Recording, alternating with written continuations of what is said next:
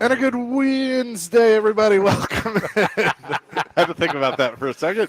Oh, Welcome gosh. in. Chasing Big Joe, 1025 The Game. Hope you're having a wonderful day so far. We are at another Duncan. It's Duncan week for our toy drive, and we are out here in Lebanon.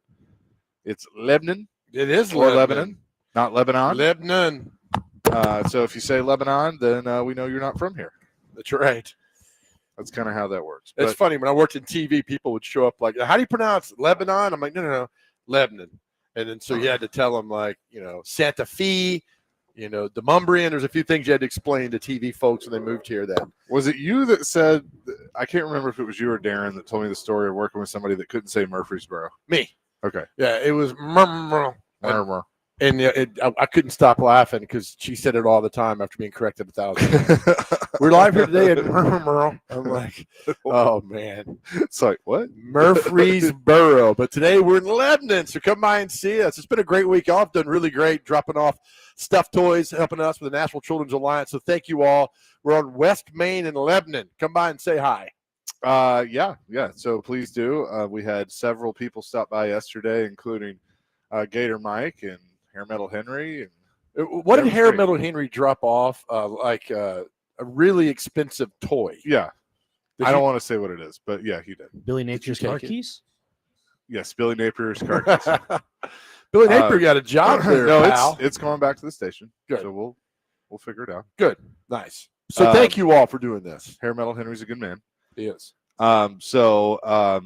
We're excited about today, and again, we're at 1645 West Main Street in Lebanon. The Duncan, we're right here in the lobby. You can come in and drop off the stuffed toys for the Nashville Children's Alliance. Their CEO will join us at 12:45 today, right here from Duncan. Oh, nice. So we look forward to that. We got a guest today, huh? Big time. We do. We got a few guests today. So bring your stuffed toys by, and again, a special thank you to the Metro Nashville Police Department, the Catalano Group, the Bluemont Group, Family Leisure, Thompson Machinery, Richmar Florist, Right Time HVAC, and Reladine. You can, for more information, and a list of the Duncans you can drop things off at, just go to thegamenashville.com/toy. There you go. Well done. It's that simple. Well said. Yes. Big news. I mean, it happened yesterday, but Pavia going to be the Heisman finalist up in New York City. Eli Stowers got some big award last night. Clark Lee's up for Coach of the Year. So good time for Vanderbilt football. And listen, folks. Diego's also accepted an invite to the Senior Bowl. Good for him. And listen, I know I talked to this guy this morning. I know a lot of Vanderbilt football players did not get on the second and third team. That's all right. You beat Tennessee, right? I mean, you're 10-2. You're going to a bowl game. Those second and third team, that's fine. You know how good your football team did. So good for all the guys getting nominated and accolades and everything. Don't worry about not getting on the all SEC team second and third. You know you're not going to get the respect there. Vanderbilt, you earned your respect on the football field this week by knocking off so many teams and ending it knocking off Tennessee. So good for you guys. Yeah. So cool news there. And again, Vandy just continues to get accolades, which they deserve. Right. We'll today, Terry McCormick's going to join us at 1. We'll talk some Titans with him. Also, Kevin Ingram, we'll talk Vanderbilt with him at 2 o'clock. And also, hard to believe, 2 years ago, you and I were sitting in Key West. Yep. And we got some bad news that our friend and Titans legend Frank Wycheck had passed away.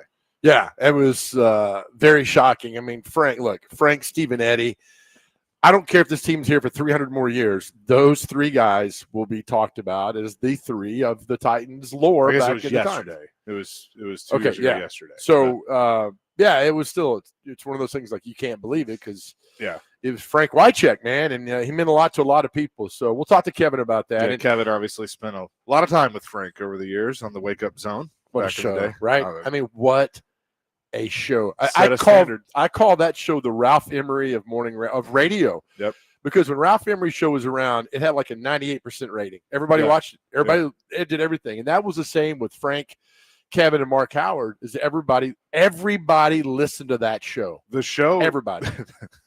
The best was, and I'm sure Kevin will acknowledge this, the best shows were the ones where you could tell where Frank wanted to be anywhere else. Yeah. You show up at 5:59 and walk in there. And just didn't care.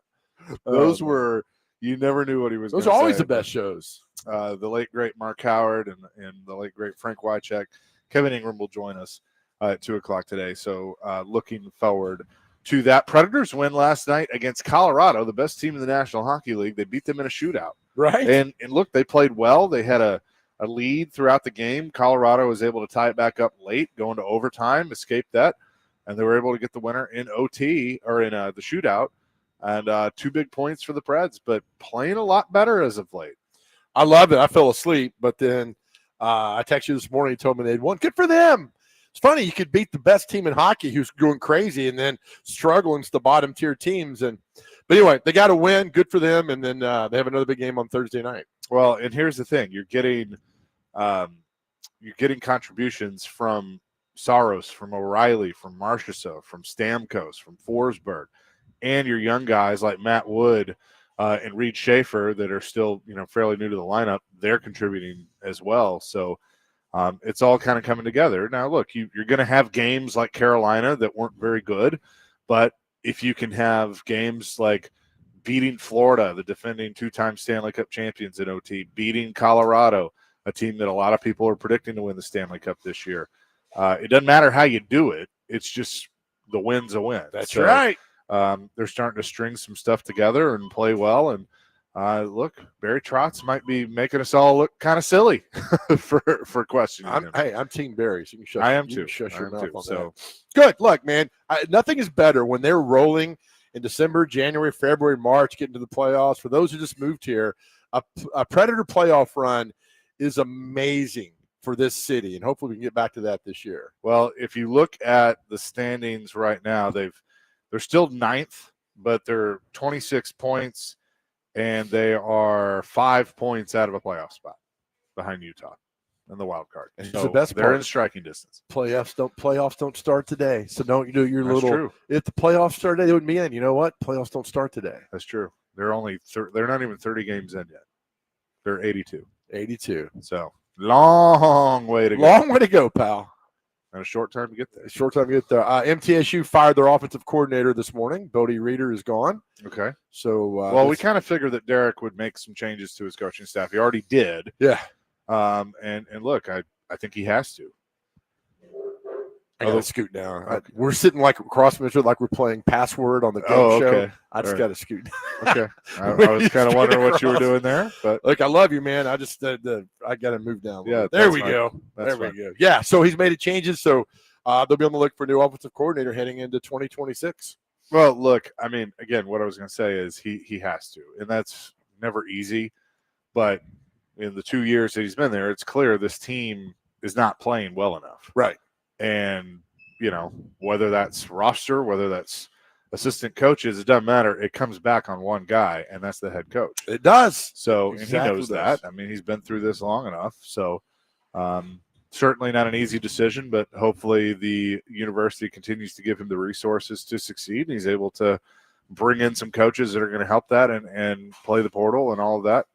Reset. Well, I think they got a good quarterback. Middle does going in the next year. Roman Gagliano. He's a big kid, fast. He throws the ball down the field. So you just like reset. These Italian guys, don't they? Yeah, right. Mariano, Gagliano, Nicholas Frey. Nick, you should try out for quarterback for MTSU, right? Pretty sure I'd get a good 20-yard pass in there every once in a while. Right. You'd be like Diego Pavi at MTSU.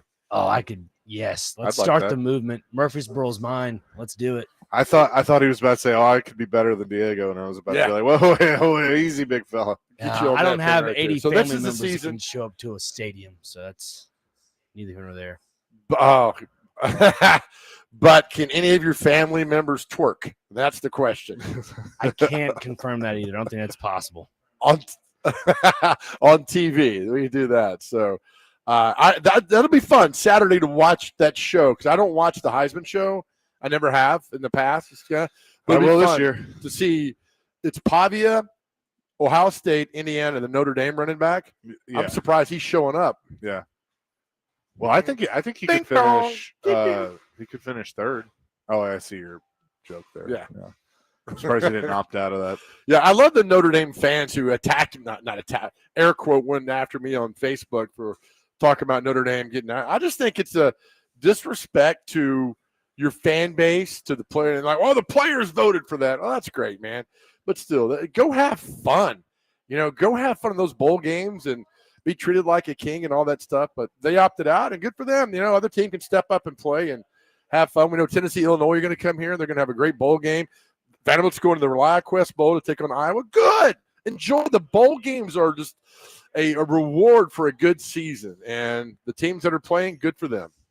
615-737-1025 is our phone and text line, driven by WilsonCountyHyundai.com. JoJo, what is our question of the day? So this is what we're going to do yesterday, but we did the Phillip Rivers thing. This is something you sent me the other night, and we're all big about what we call God winks, right? And so our question today is, we want to know a God wink that happened in your life. And here's an example of what a God wink is.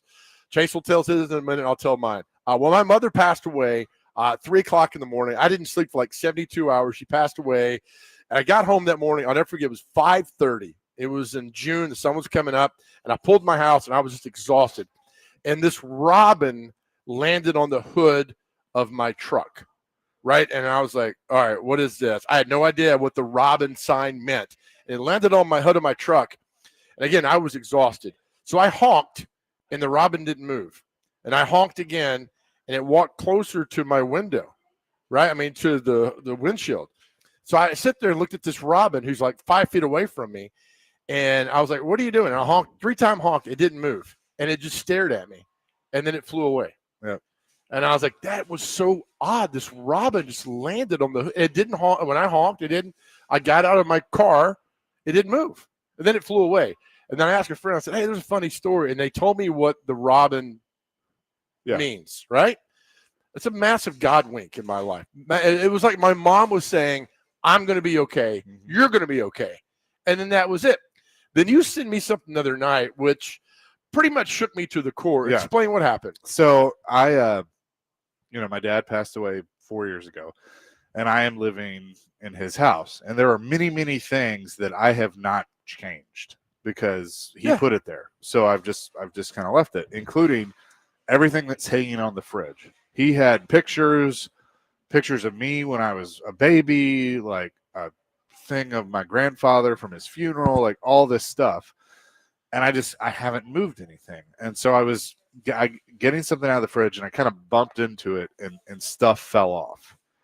And I noticed there was a Bible verse that he had hanging up there. Right. And it wasn't just any Bible verse. It was a Bible verse that has become my favorite. You taught it to me. Uh-huh. Luke 11:9. Yep. Basically saying, like, ask and you will get. Ask, seek, and knock. Right. It's a great, powerful verse. And so I literally stopped. Like, I saw it. I saw Luke 11:9, and I was like, you've got to be kidding me. And, like, he and I had never talked about that verse, like, nothing. And you never noticed it before. He's been gone 4 years. Right. I don't know how long that's been hanging up there. Never noticed it because I didn't move anything. Yeah. And so I texted you and Ricky, and I was like, you are not going to believe this. I was like, are you ready for a God wink? Right. And I sent you the picture, and you were like, oh my goodness. Like, I can't believe that. Powerful. So powerful. It's on my Twitter profile. Like, it is my favorite verse because it's like, if you are seeking something, just keep your faith and keep asking, knocking. Amen. And it'll come true. And I was just like, okay, all right. So that was mine. Of all the Bible verses. And, and there's a lot going on in our lives. Christmas is difficult when you lose a parent, and it'll always be difficult. And then you see that verse lands on the floor that you didn't know about. To me, God winks are everywhere. There's a friend of mine that taught me about pennies. Mm-hmm. Like, every time she's in a tough spot, she'll find a penny. And her dad loved pennies. Yeah. And then she would find a penny, and she's like, that's a God. She told me something. I had a God wink. I'm like, what's a God wink? And then she told me. I was like, powerful. So just today, we're going to have fun with this. We're going to know, is there a God wink in your life that's been like stopped you in your tracks, and let us know what that is. Ask and it will be given to you. Seek and you will find. And knock and it will be open. There you go. Ask, seek, and knock, man. I truly believe that God wants us all to be successful, and we're powerful, and we're not perfect. Trust me. You're looking at one guy who's far from perfect. But it's we all do this together. So I just would love to hear today from God winks from everybody. 615-737-1025. We're live today at the Dunkin' in Lebanon on Main Street, 1645 West Main Street here in Lebanon. Come by with a stuffed toy and drop it off. You can also be qualified for a 4-pack of tickets to the all-inclusive 501 Club at Bridgestone Arena to a Preds home game. Chasing Big Joe, 1025 the game.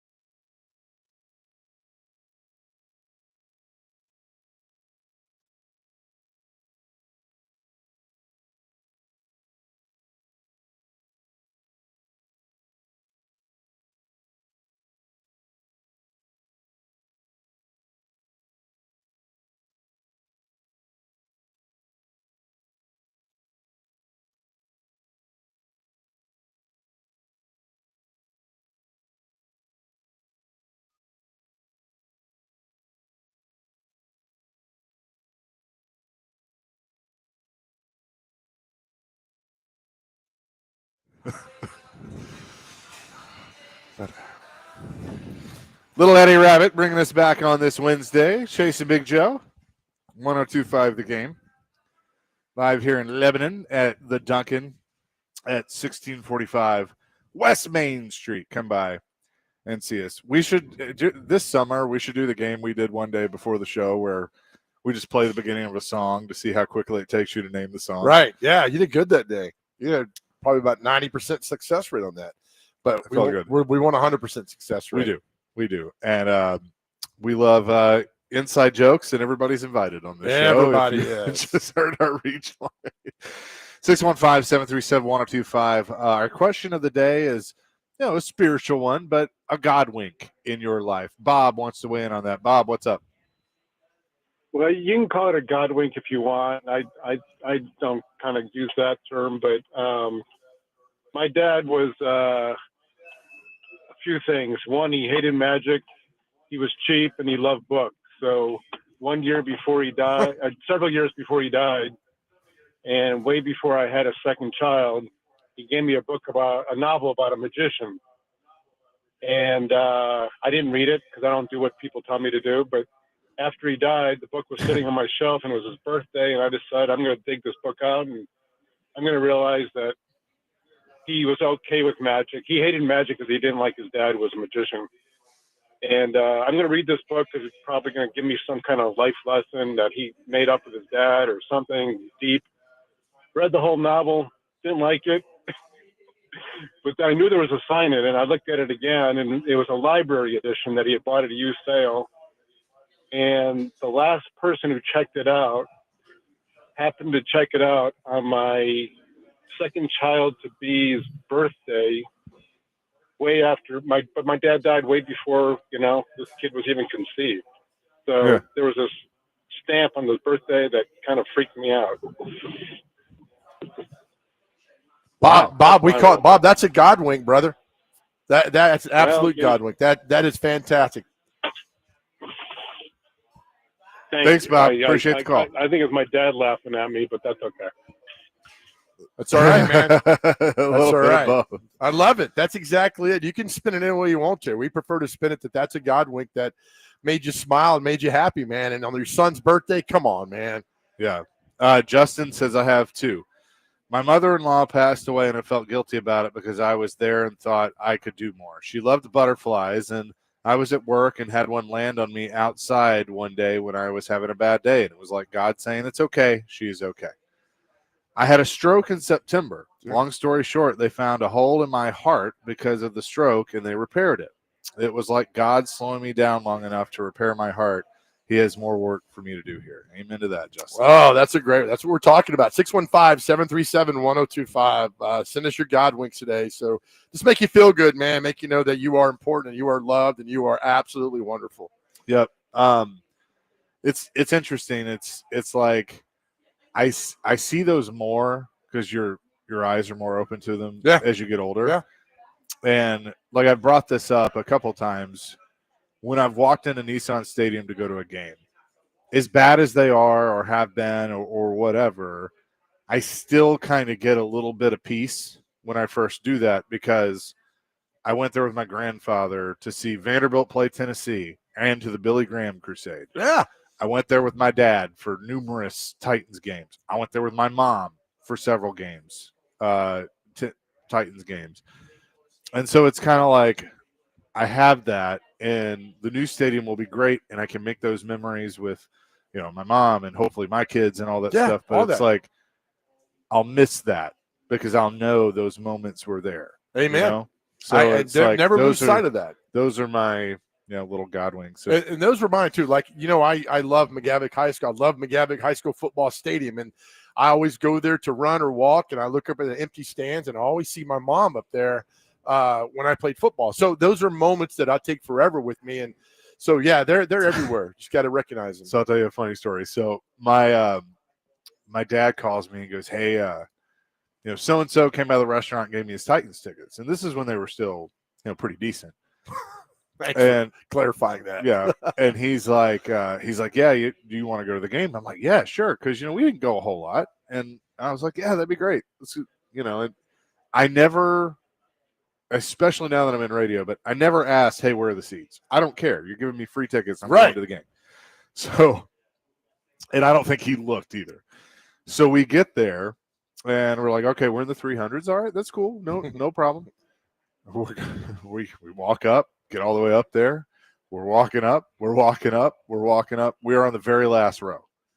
We're in the stadium. It's fine. Not complaining. But we're both like, oh, my God, this is a long way up here. Yeah, right? So we are literally up against the red fence. We're under one of the light poles and everything. And we get settled and sit there. And we're both clearly out of shape and, just like, and so it's just kind of silent for a second. They're about to kick off. And Dad goes, well, would you look at that? And I go, what? And he goes, Jesus is sitting up here with us. That's how high up we are. Oh, my goodness. And I laughed so hard because he was so just deadpan about it, just so matter of fact. That's a long way up there. That's a long walk up there, man. Yeah, he would refer to those as God seats.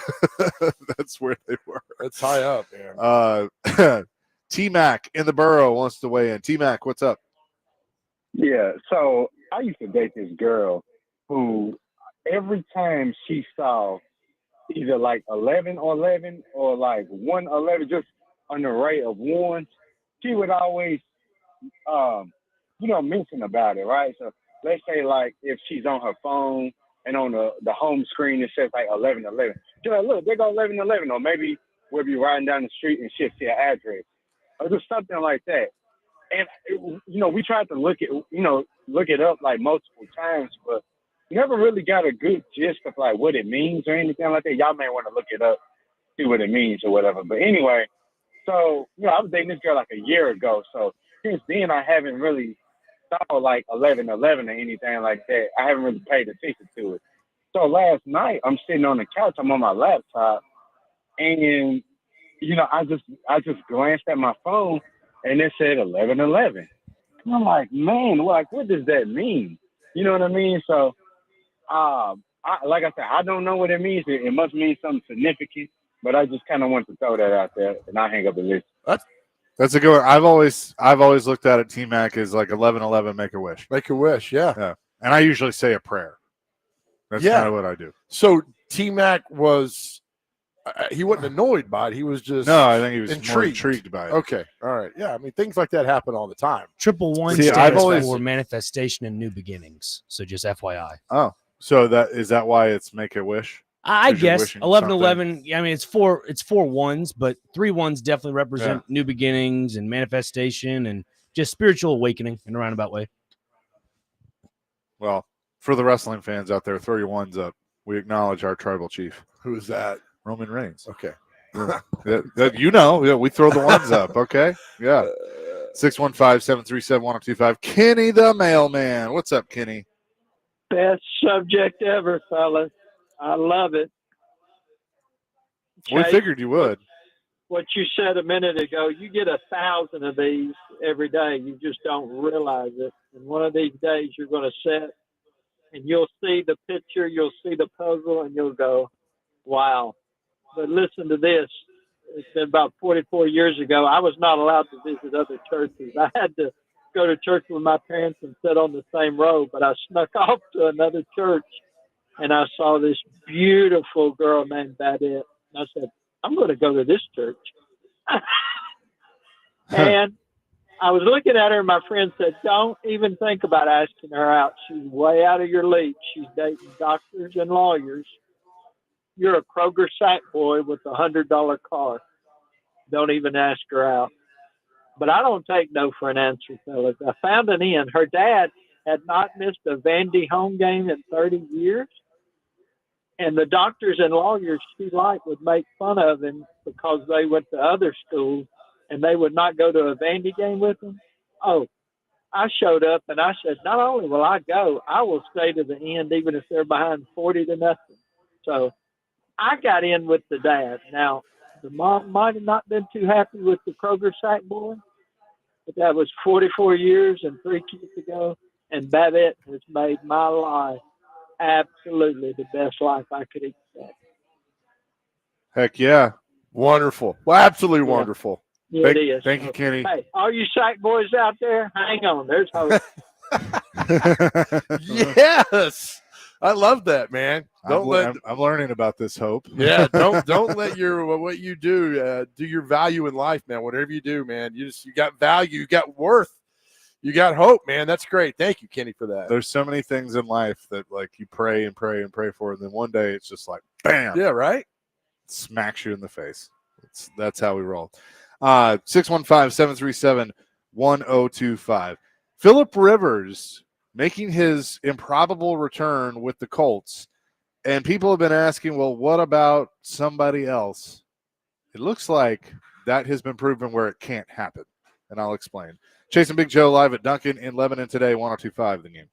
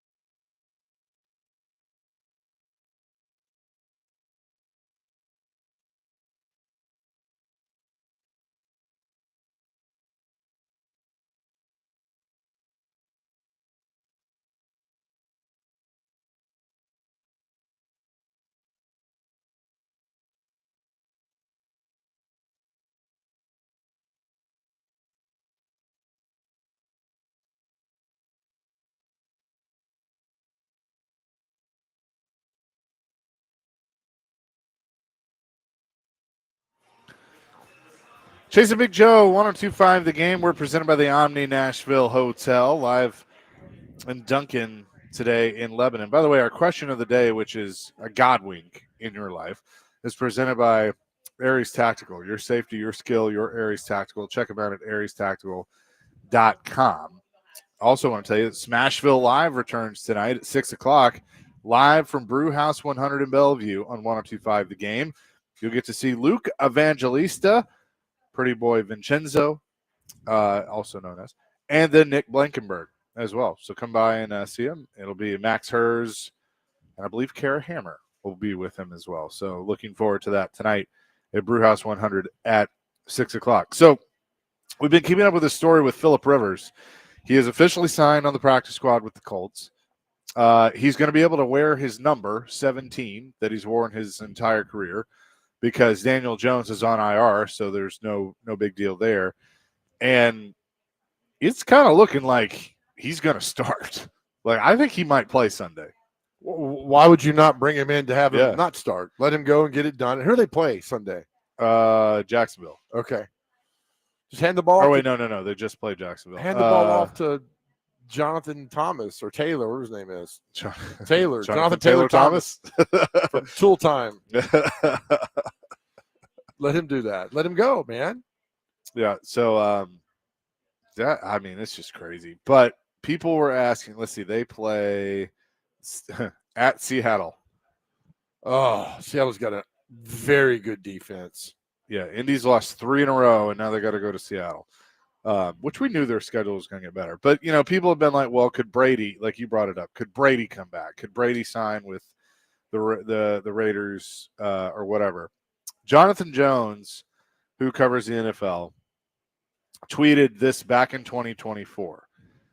When Tom Brady is officially approved as part owner of the Raiders, his NFL playing career will officially be over. A 2023 rule change means he won't be able to suit up for any team, including the Raiders. So because he's an owner, he cannot.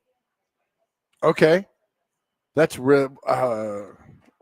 Why he can't would essentially have to sell his portion back to Mark Davis and divest his interests. And so you mean to tell me if you own a team, you can't play? That's ridiculous. I mean, I don't think it's ridiculous. I own the team, but no, like if he wanted to play for the Raiders, I don't see any harm in that. Okay. Now, if he wanted to go back to New England, okay, yeah. So is there a competition value with this? Because if I own the team, I'm like, I'm going to go out there and play quarterback. I can't at 57 years old. Correct. It's stupid for the game. Correct. I understand that. But, I mean, if you're 31 and you bought a team, you win the Powerball, and you bought yourself a team, you can't do that. No. All right. You're too young. I don't remember this, but Ted Turner one time got so mad at the Braves manager. He fired him. And he managed the game. Yeah. And when wouldn't it be great if Amy Adams took over? Yeah, now. That would not be allowed, right? No. I think – I could be wrong. I think he could coach because remember Al Davis did that.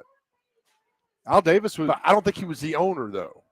He remember was. We asked John McClain about that. Yeah, I think he. I thought he was. Didn't Steinbrenner manage a game when he fired Billy Martin? I don't think so. I only want to remember is Ted Turner. I want to look it up. Ted Turner managed the Braves for one game. He's credited being a manager of the Atlanta Braves. Yeah.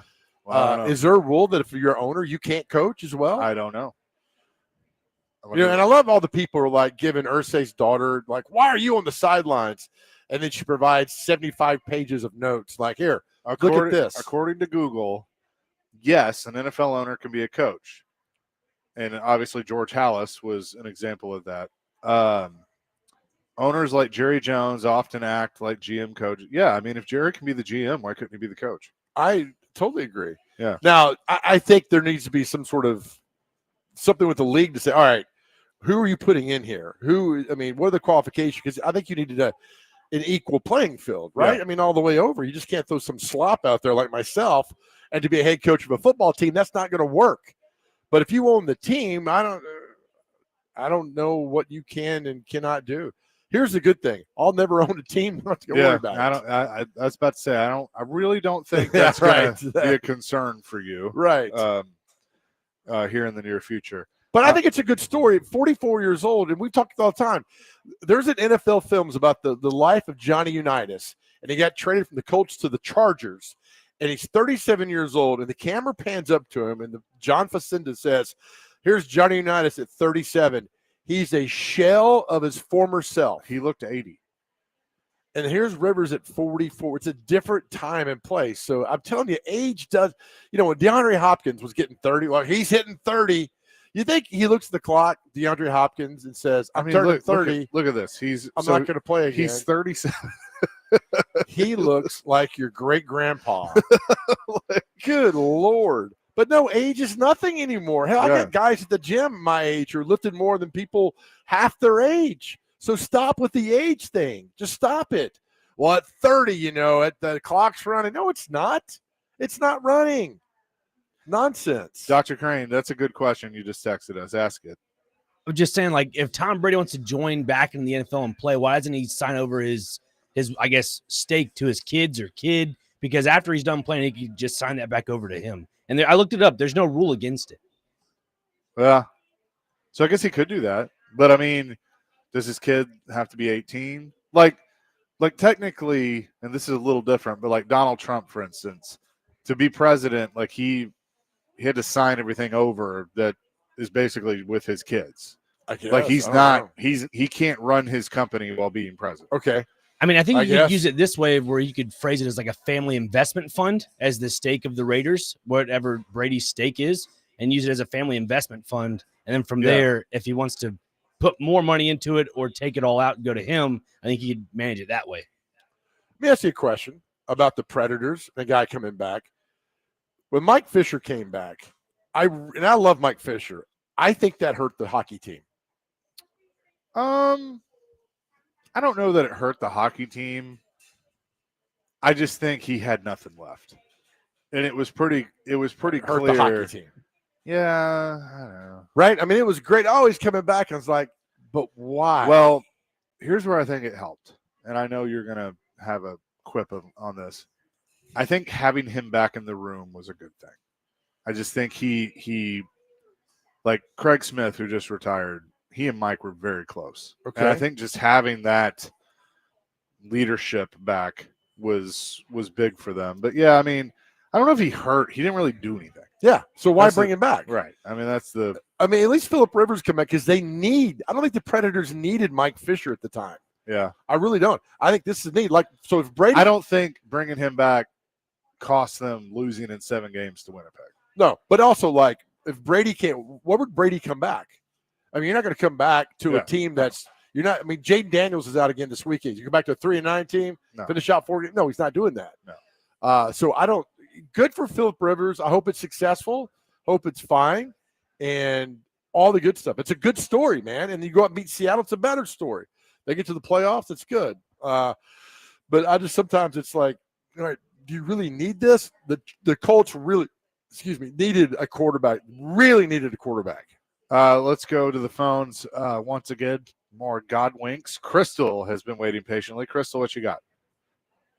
The first time I ever went over Mont Eagle, after dark, I was headed to Fort Benning to visit my daughter.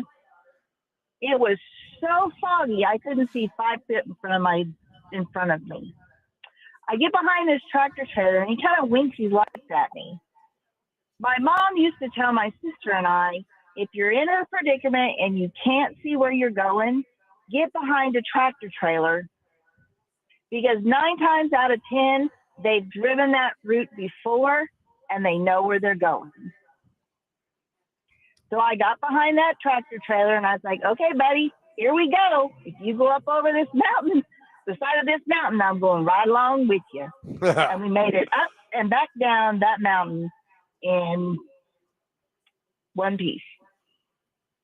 Wow, that's a good one. Good, Crystal. That's the scariest drive I ever made in my life.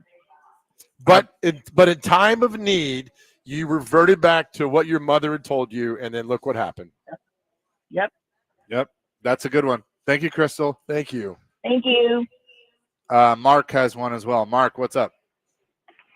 Hi, thanks for taking my call. Can you hear me? Yes, yep, we got you. Oh, very good. A couple of weeks ago, I got demoted in my job and was driving to church, and I was just channel surfing, and I came across How Great Thou Art. and I listened through the whole thing. It was comforting. It was peaceful. It was therapeutic. It really was a good moment. And the exact next song on that station was Johnny Paycheck's "Take This Job and Shove It." That's amazing. That's a good one. Did you feel better after that? I did. I told the preacher when I went in before he started preaching, and he just busted up. How are you doing now? Things good? Things are good. I'm very blessed. Very blessed. Things are good. Good. I appreciate that. Love your show. Good. I love to hear that. Thanks, Mark. Appreciate it. Coming up next, we're going to tell you a little bit more about what we're doing this week with the Nashville Children's Alliance here at Duncan. We've been at all these different locations, which has been great. Don Harper, who is the CEO of the Nashville Children's Alliance, will join us coming up next here on Chasing Big Joe, 102.5 The Game.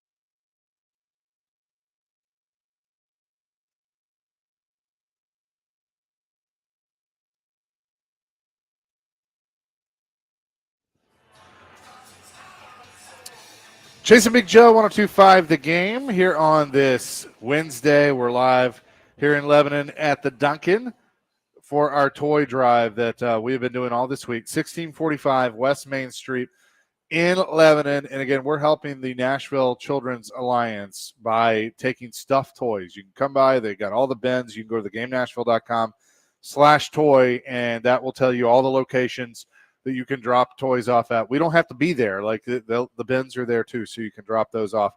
And Dawn Harper is with us now, the CEO of the Nashville Children's Alliance. And we were just telling you during the break, Dawn, that this has been so great to be a part of this week and to help you all out. Great. Thank you so much. Thank you both for being here and for all you're doing for Nashville's children. For someone just tuning in and they've heard us mention the Nashville Children's Alliance all week and they're like, I've never heard of that. What is that? What does the Nashville Children's Alliance do? Sure. We're a nonprofit and we've been around for 33 years, and we provide services for children and families when there's allegations of child abuse. We provide forensic interviews, family advocacy, trauma therapy, core education, and prevention services for these children. I can only imagine that there's some tough stuff that you all have to deal with, and obviously what the child goes through, but how rewarding is it to see that smile when you hand them one of these toys that's being donated? Absolutely. A lot of folks may feel like that stuffed animals means very little to them, but to these children, it means everything. Every single child that comes to Nashville Children's Alliance gets to choose a stuffed animal to take home with them, and it really empowers them because many times their choice has been taken from them. Well, and I mean, like, who can remember as a kid you had your stuffed animal was kind of like your safety, valve and I think that's probably the case for them. Absolutely. What are the numbers? I mean, I'm going to be blunt with you. Sure. How bad is it some days? It's really bad. Number one, child abuse is a very underreported interpersonal violence crime. Why? So why? Because a lot of children feel like that they can't disclose because of several reasons. Maybe the alleged perpetrator has threatened them or, told them that if they do tell, they'll be taken away from their family. Sometimes they even threaten to kill their pets and things like that. Right. Yeah, that's why. Speak honestly, because I think we need to talk more about this. Yeah, right. Absolutely. The statistics say that 1 out of 4 females will be sexually assaulted before they turn 18. And that is, again, the numbers that we know, the numbers that have been reported. So it's as simple as a stuffed toy, but how far does that go emotionally, mentally with the young child when they know somebody cares about them? Absolutely. When they come to our center, many times they don't know what to expect. They usually come to our center first for a forensic interview, which is a legally defensible way to talk with the child about the allegations. And after the forensic interview, they're able to choose a stuffed animal. And a lot of times when they are able to tell their experience, you can actually see their shoulders relax a little, and sometimes they skip out of our waiting area. And so at that point, we know that they're feeling some relief right away. Are there some days, Dawn, when you leave, you are so mad that you can't sleep? Because I think I'd be very upset on a lot of days knowing that this is going on. Yeah, absolutely. I mean, that's just the reality. It is a really hard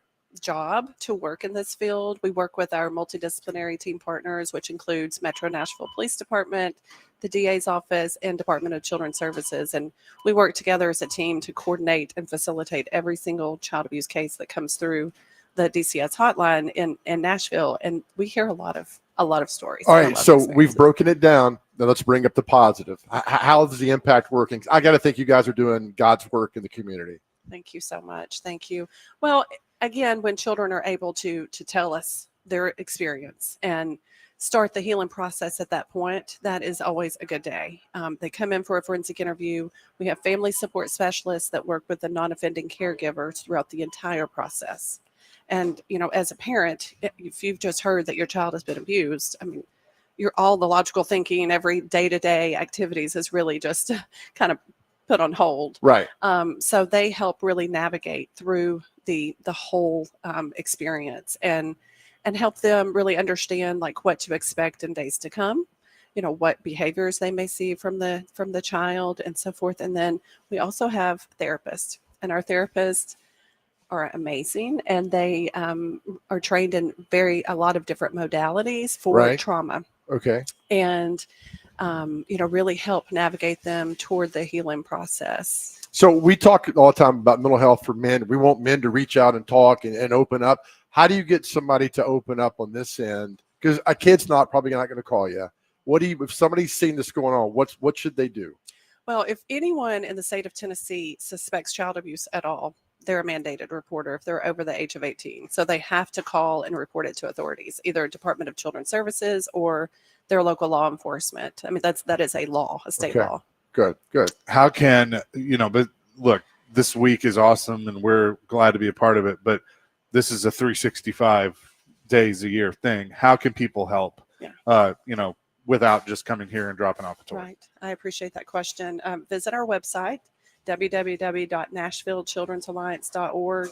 Unfortunately, because of all the services that we provide are free of charge, we do rely on some grant funding and fundraising, donations, and events like this. So you got a big event coming on, Dine to Shine in April. And I know two really good hosts who would love to help you out, right? Can we help you out on this? Absolutely. Okay. Yes, you can. Third annual Dine to Shine, Thursday, April the 9th at St. Ellie? St. L. St. L. Yes. Okay. Thank you. Yeah, I know a couple guys. Yeah. We'd love to help out and do this because, look, I've got kids, and I've got a granddaughter. And I'm telling you, if something happened to her, I would be a tornado. I'm telling you right now. So Yeah. this means a lot to a lot of people. Thank you. Dawn, thank you so much for what you're doing and what you all are doing and partnering with us this week. Again, NashvilleChildren'sAlliance.org is where you can go and learn more. And again, you can go to our website, thegamenashville.com/toy to find drop-off locations this week. Thank you so much. Thank you for having us here. Yeah, we will see you. We'll see you before that, but April 9th, we're there. It's done. We'll do it, right? Sign us we up. got you. We got you covered. It's going to be great. A night to remember. Yes. Yep, that is right. Thank We you. will talk Titans with Terry McCormick, Titan Insider. Coming up next, Chasing Big Joe, 102.5 The Game.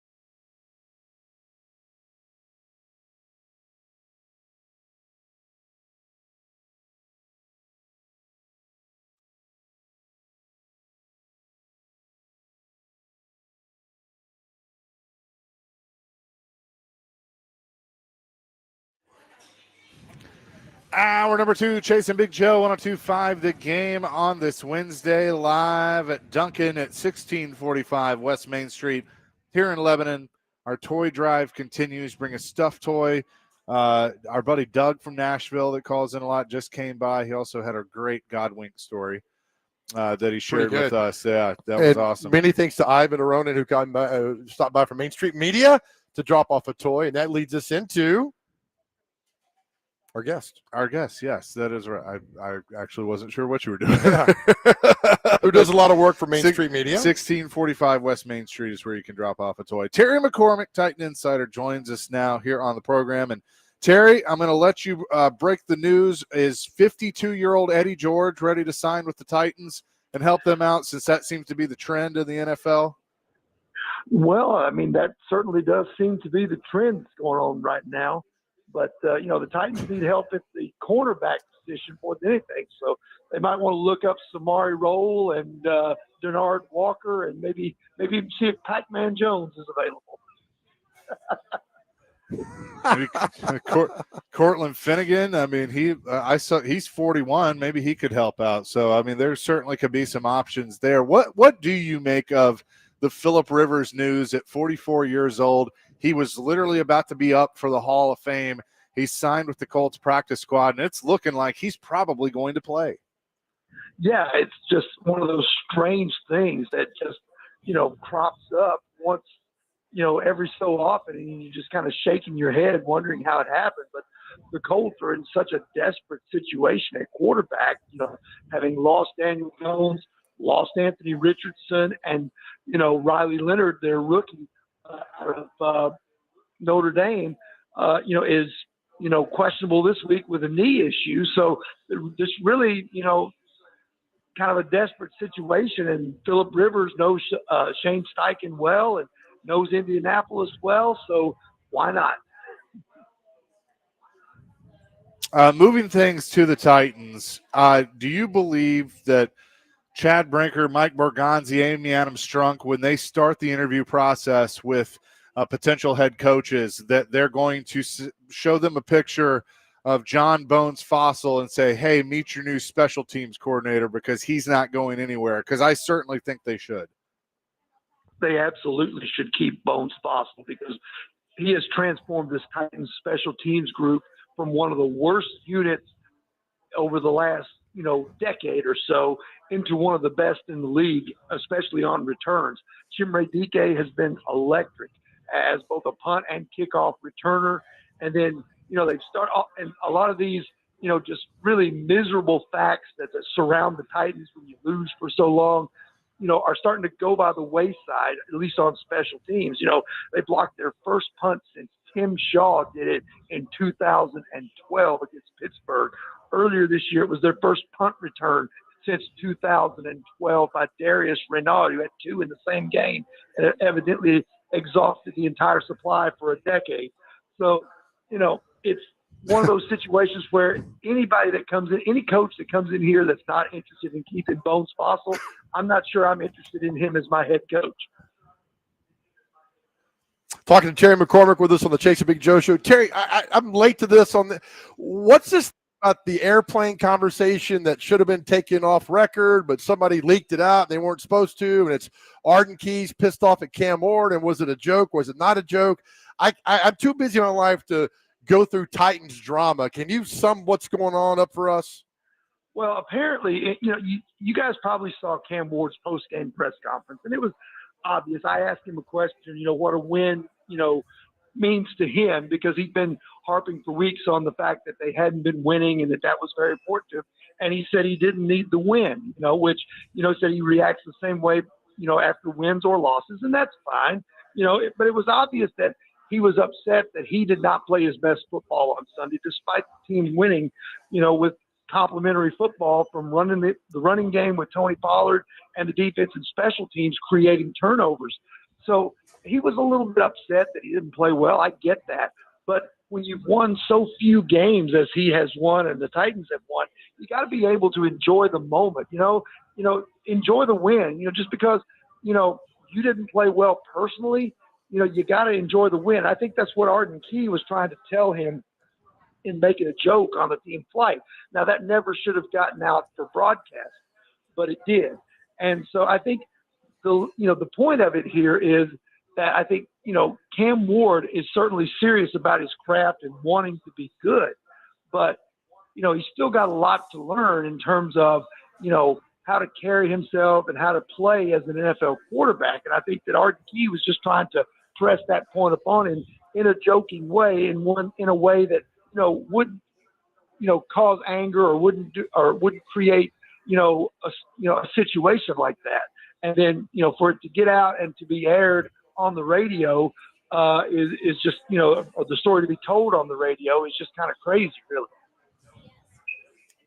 So he took the intercom on the plane, right, and said that like everybody could hear him. I mean, it wasn't like a private conversation he had with Cam Ward. He broadcast this over the plane's PA. Yes, he, he broadcast at the same, grabbed the PA like the stewardesses, would flight attendants, Terry, flight attendants. Yes, when they're going over the whatever. I'm old. I just call it whatever. When they're going over those safety regulations of what to do. If there's a water evacuation. So Arden Key was just trying to bring a little levity to the moment from what it sounds like, and try to get Cam to just kind of chill out a little bit. So is there a problem here, or is this a whole bunch of nothing? Well, I don't think it's a problem within the team. I think the problem was that something that's supposed to be kept off the record that happened on the team plane was broadcast. That story was related on another station here in town, and some people like, hey, wait a minute, why are you airing this? This is something that happened on the team plane that should not be made public. Ooh, I can see somebody not returning next year because of that. Terry McCormick is with us on the Chase and Big Joe show. All right, so now we're 2-11. We get to go to San Francisco, and a lot of things happening. And look, we've talked about this, Chase and I. The job Mike McCoy's got right now, Terry, nobody wants to. I mean, that is a thankless job right now. Are we correct on this? Yes, he is basically the substitute teacher filling out because somebody left on maternity leave, and he is now teaching freshman algebra for the rest of the semester. It's a tough spot to be in because how do you get anything across to a team that's 2-11 and you're not going to be there 4 weeks from now?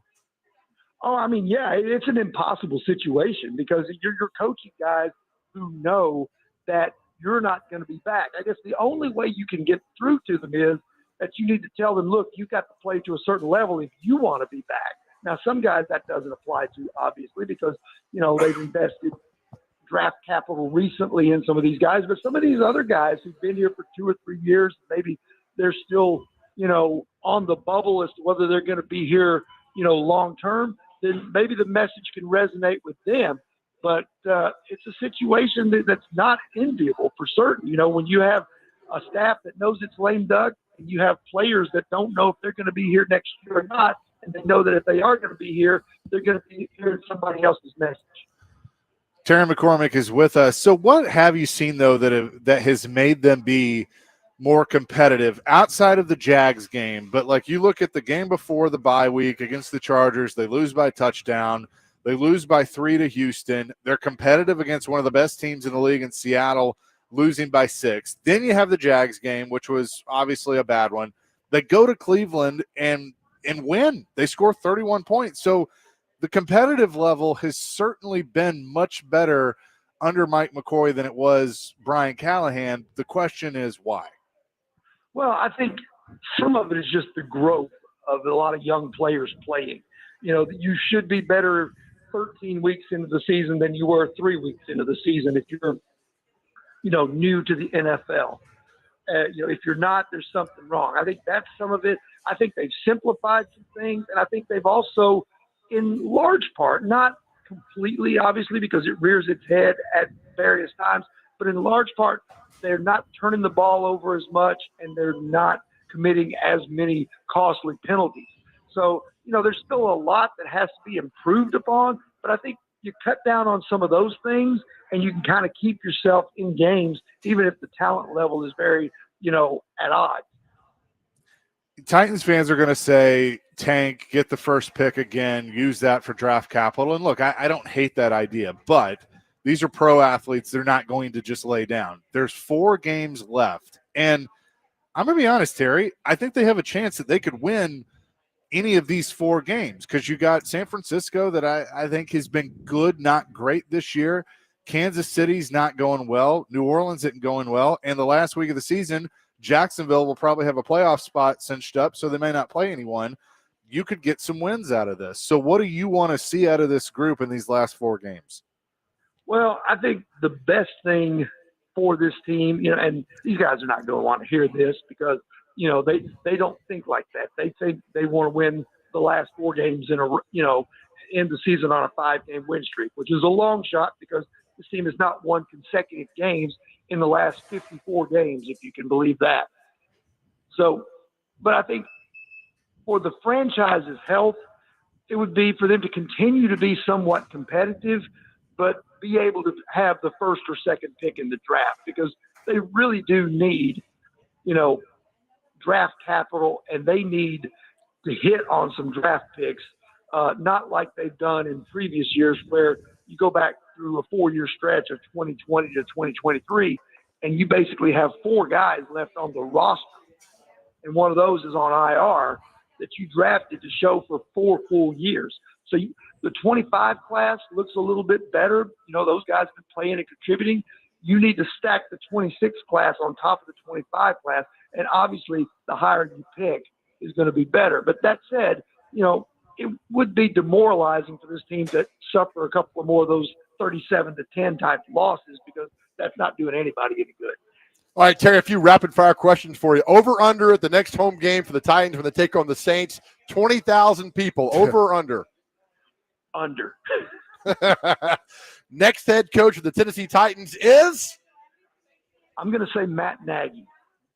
What if Andy Reid retires and they name Matt Nagy head coach? Who's second? Ooh, good question. I would probably say I'll go with Robert Saleh. We'll see him this weekend. Art Smith still play into this a little bit, Terry, or no? Yes, he does, because here's the thing. 2 guys, Art Smith, Jim Schwartz, both, you can't completely discount them because they had success here.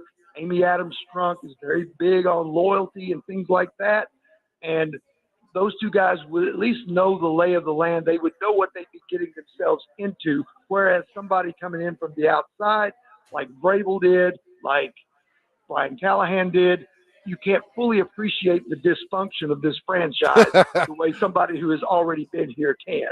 All right, the cute name right now out there that people are talking about, and his athletic director even came out and said he's getting interest, is Marcus Freeman from Notre Dame. Any chance Marcus Freeman could be a head coach of the Titans? I think it'd be a long shot, bringing in a guy from college. I think that would be a long shot. But, with this bunch, you never discount anything. Good point there. You're right, Terry. Can we just come up with a scenario where they somehow end up with 2 number 1 picks and get either an edge rusher or receiver with the first pick and then Jeremiah Love with the next first-round pick? I think I'd sign up for that. That would be all right. I mean, if you get the number 1 or number 2 and there are at least 2 quarterbacks there that people, want to move up and get, the Browns and the Jets both have 2 first-round picks. So you could do some wheeling and dealing with them and maybe, come out with something. Well, every time Brock Bowers catches a pass, I throw a foam brick against my wall in my house because he should totally be here. He should totally be here. Yeah, I mean, you're right. I mean, it's one of those situations where, sometimes you just got to take the best guy and the guy that makes the most sense, even if it's not necessarily the biggest need. I agree. Good point. Terry, good stuff. Appreciate it as always. We'll talk soon. All right. Sounds good, guys. Have a good one. You too. Terry McCormick, Titan Insider, joining us here on the program. We'll react to some of that. I've already started looking at mock drafts, and I shouldn't do that, but I have, and I got a few thoughts. We'll discuss that coming up next. Chasing Big Joe, 102.5 The Game.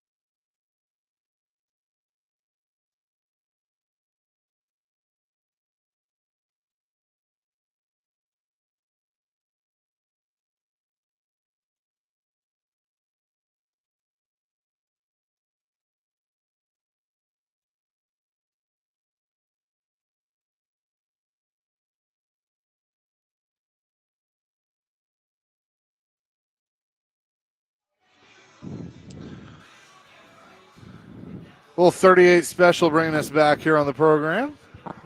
Really thank to Terry McCormick. Terry McCormick and I share a moment during a draft night, which I was going to bring up to him. I forgot. 2010, the Giants were picking 15th. The Titans were picking 16th. And the Titans, and they'll deny it all day long. Fisher will, and Dave McGinn, they'll deny it. They really wanted Jason Pierre-Paul. They really wanted Jason Pierre-Paul. And they got 2010. And they had gotten word that the Giants were not going to take, and they were ready to go that with their draft choice at 16. So who did the Giants take at 15? Jason Pierre-Paul. Yep. And then the release came out like he's French, right? He's a French background. And I said, there's a bunch of writers there, and I said, oh, yeah, he's a big fan. Jerry Lewis, he loves Jerry Lewis. Do you know the joke about French people and Jerry Lewis? No.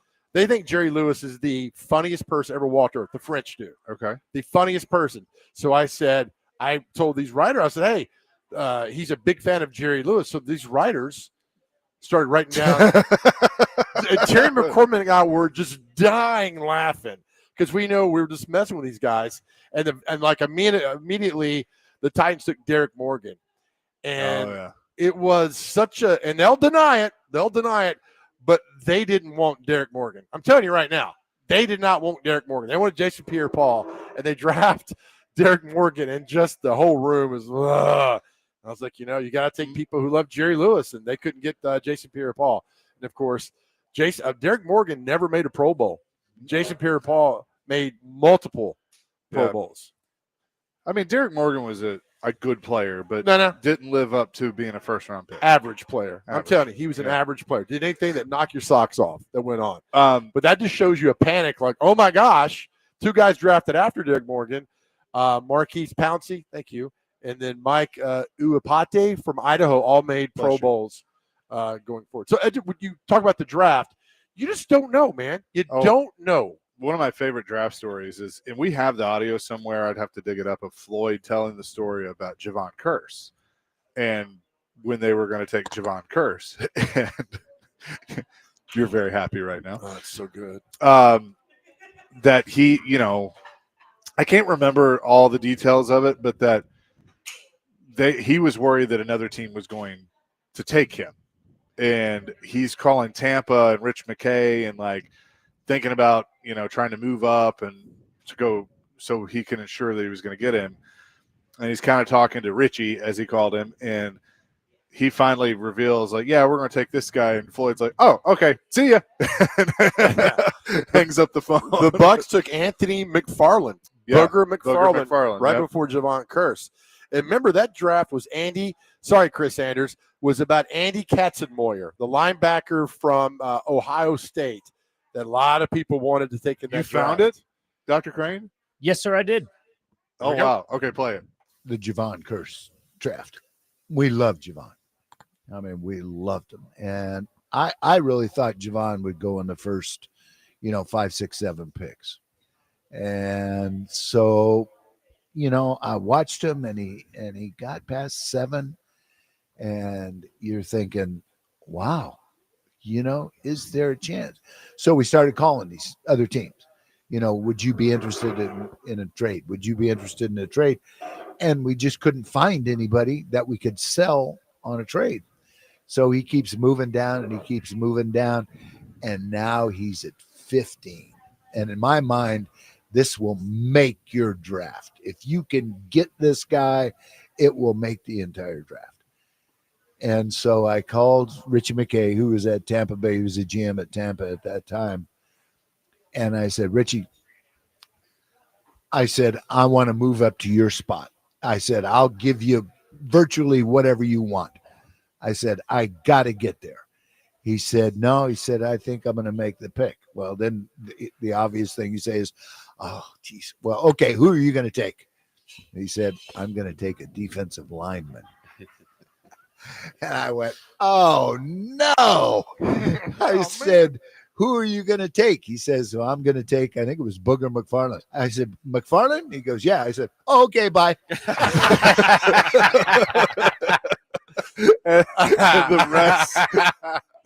the rest is history. Oh, That's my so favorite part great. of that, though. Okay, bye. You know what's great about Floyd in that? Nobody knew what he was going to do. Nobody knew what No. Javon. He was a tweener. Yeah. I mean, he got moved around at Florida. I mean, he wasn't like a guy that dominated every play of every game. And then he comes here, and I remember it was the preseason game. Was it the Falcons preseason game where they couldn't block him? I'm like, Yeah. oh. And then the first game of the season was the Bengals, then the Browns, Yeah. then Jacksonville. And you're like, oh, this then guy's the a Niners. freak. Yeah, right? Yeah. And then the game where they played the Rams, false start Fred had 6 false starts. You couldn't stop Kurt. I mean, it was we have never seen anything like that, and I'm not sure we'll ever see anything again like that from a rookie. Well, that amazing. Here's the thing, and I know my interactions were all after the fact, but you know how like you'll, especially like a coach and GM, like when there's a big player that they'll act like yeah we were both aligned on that, like we both wanted him and stuff, but you can kind of read through the BS. It was like one was wrong and one was right, but they're never going to admit which one.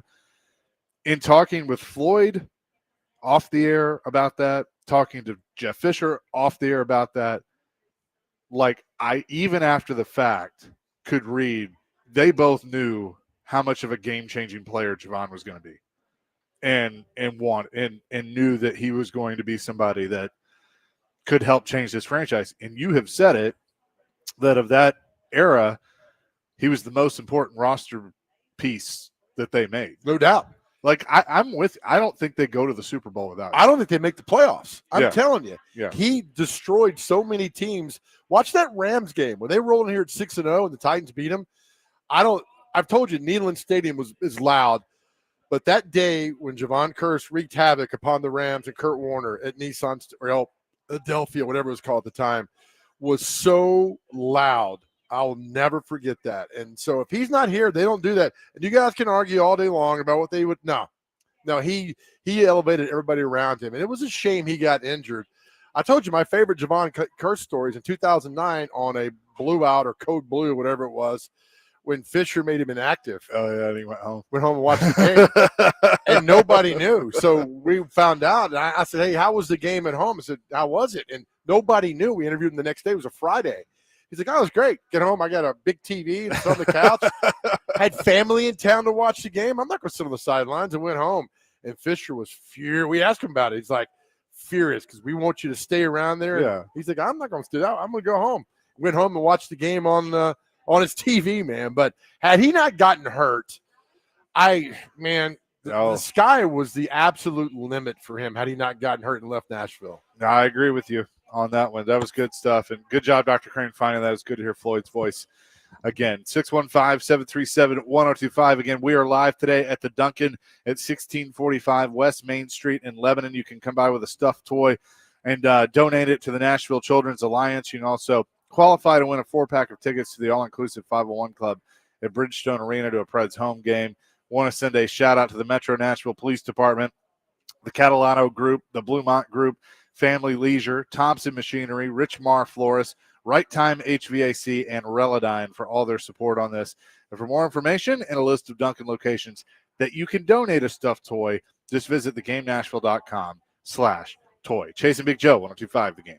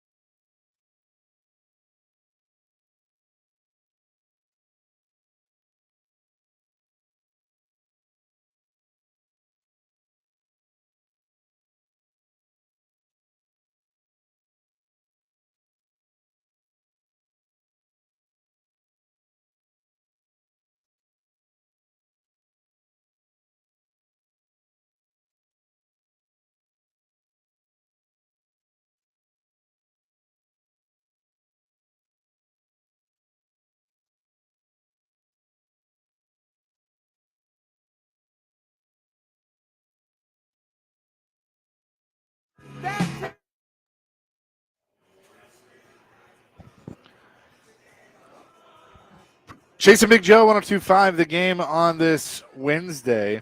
Our question of the day that we asked earlier, 615-737-1025 is our phone and text line, driven by WilsonCountyHyundai.com.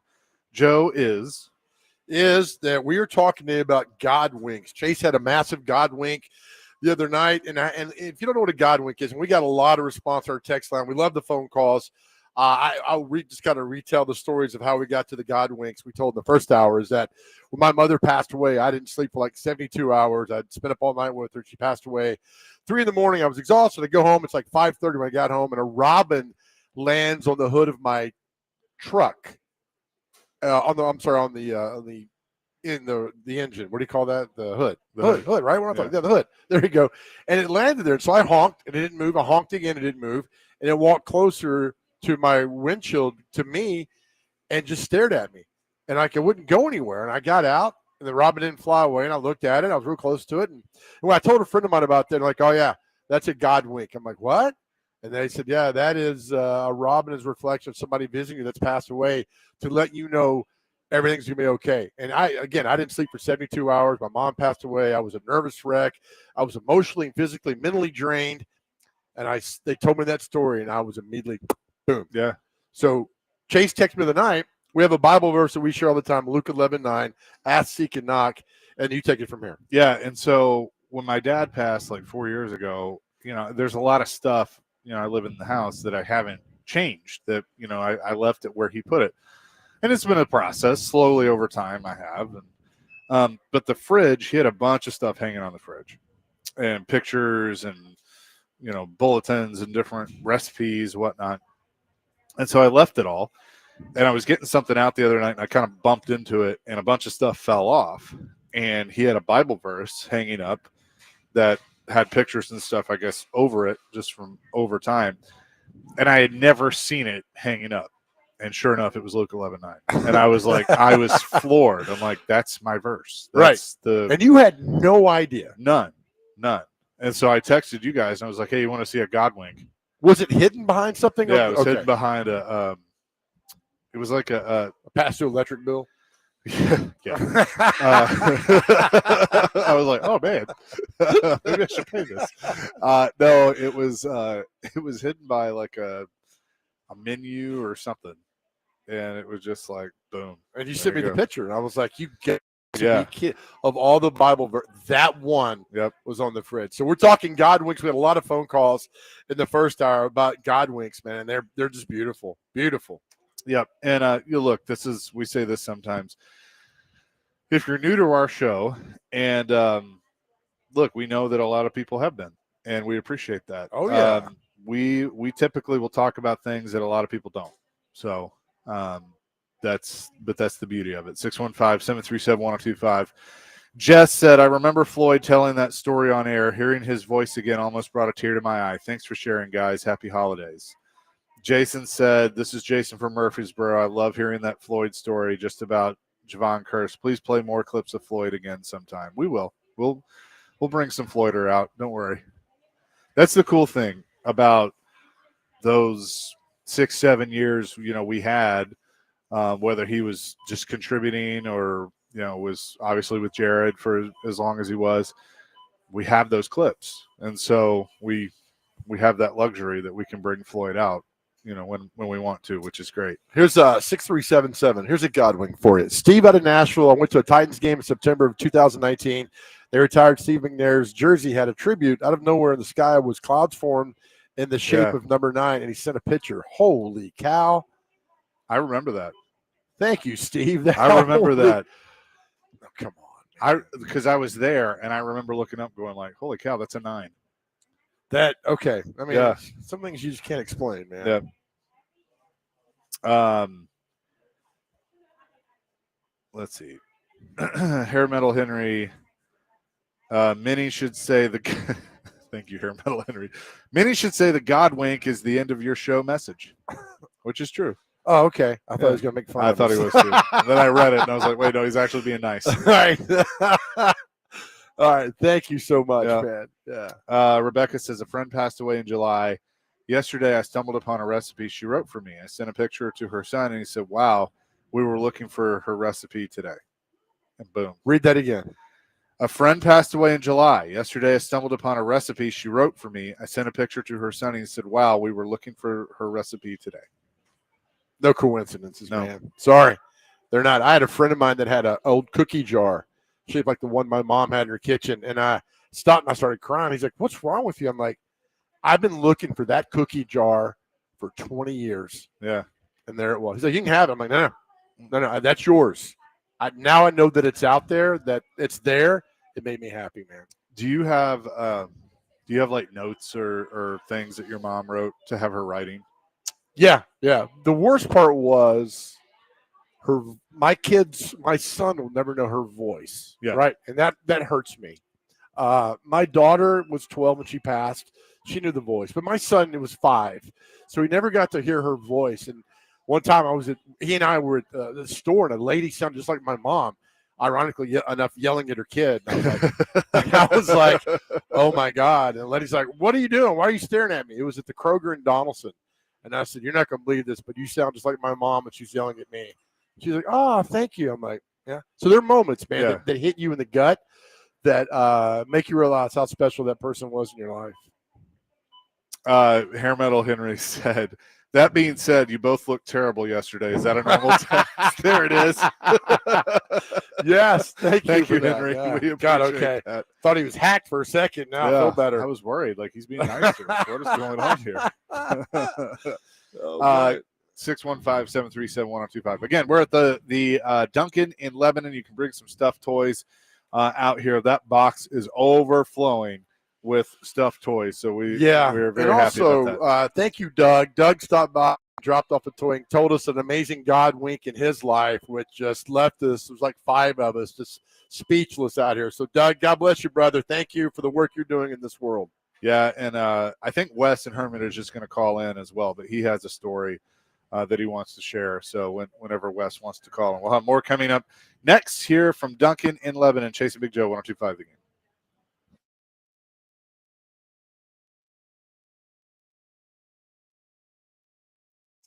All right, guys, Big Joe here. Look, we spend a lot of time on our show talking about men's mental health, and here's the best part. We're not going to stop, right? You know about anxiety and depression, 2 words that can wreck your world if you let them. And men, sadly, most of us lead lives of quiet desperation, but I'm telling you, it does not have to be that way. That's why we're so honored to be partnering with Unity Psychiatric Care, who's based right here in Middle Tennessee to get you back on track and living the life you deserve. I tell you all the time, reaching out to someone and talking to someone changed my life. And my goodness, I want the same for you. Here's all you got to do. Just go to GameNashville.com, click on the Chasing Big Joe show. There is a link for Unity Psychiatric Care on the right side of the page, and start taking back your life. Look, it's private, it's secure, it's confidential, and they offer telehealth. No one's got to know. I just need you to reach out, or you can call 1-888-508-8002, 1-888-508-8002. Also, this is important. You may be the one who notices a loved one isn't doing well, and you could be that person to turn their life around. Again, just go to GameNashville.com, click on the Chasing Big Joe show, and then on the right is all the information you need for Unity Psychiatric Care. Listen, we love you so much, and help is just around the corner. Take back your life, and this is so important. Please know you don't have to go through any of this alone.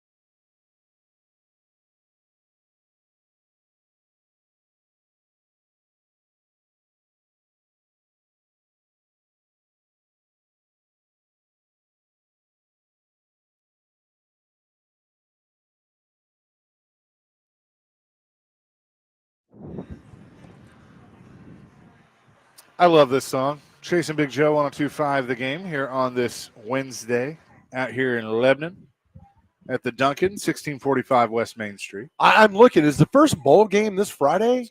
I got somebody to send me a note. Saturday, which you can hear right here on 102.5 The Game, Dr. Crane. It's the Cricket Celebration Bowl featuring South Carolina State and Prairie View A&M. Coverage begins after the weekend huddle at 11. I like that. We play this game every year, so I can play it again right now. Chase. And hang on real quick. Let me program direct for a minute. And then Saturday night on 94.9 The Fan at 7:30, the LA Bowl. I actually think this could be a pretty good game. Boise State, Washington. Oh, okay. All right, nice. All right, we play the annual game where Chase tries to guess what city these bowl games are being played in. The Trust and Will Holiday Bowl. Holiday Bowl is in San Diego. There you go, buddy. San Diego, the Duke's Mayo Bowl between Wake Forest and Mississippi State. Charlotte. That's right. The AutoZone Bowl. Liberty Bowl. Memphis. Man, I was Navy versus Cincinnati. God bless all the men and women of the armed forces. And I spent one time at the Cincinnati Coliseum I played a show one night, and Red was like, man, that was your best show ever. I said, damn it, Red, all my shows are good. How about the Lockheed Martin Armed Forces Bowl? I've been to that one. That is at TCU. There you go. Salt West. The SRS Distribution Bowl.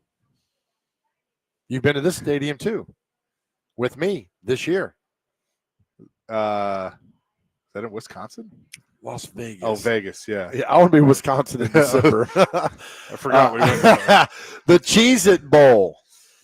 Cheez-It Bowl is – it used to be something else.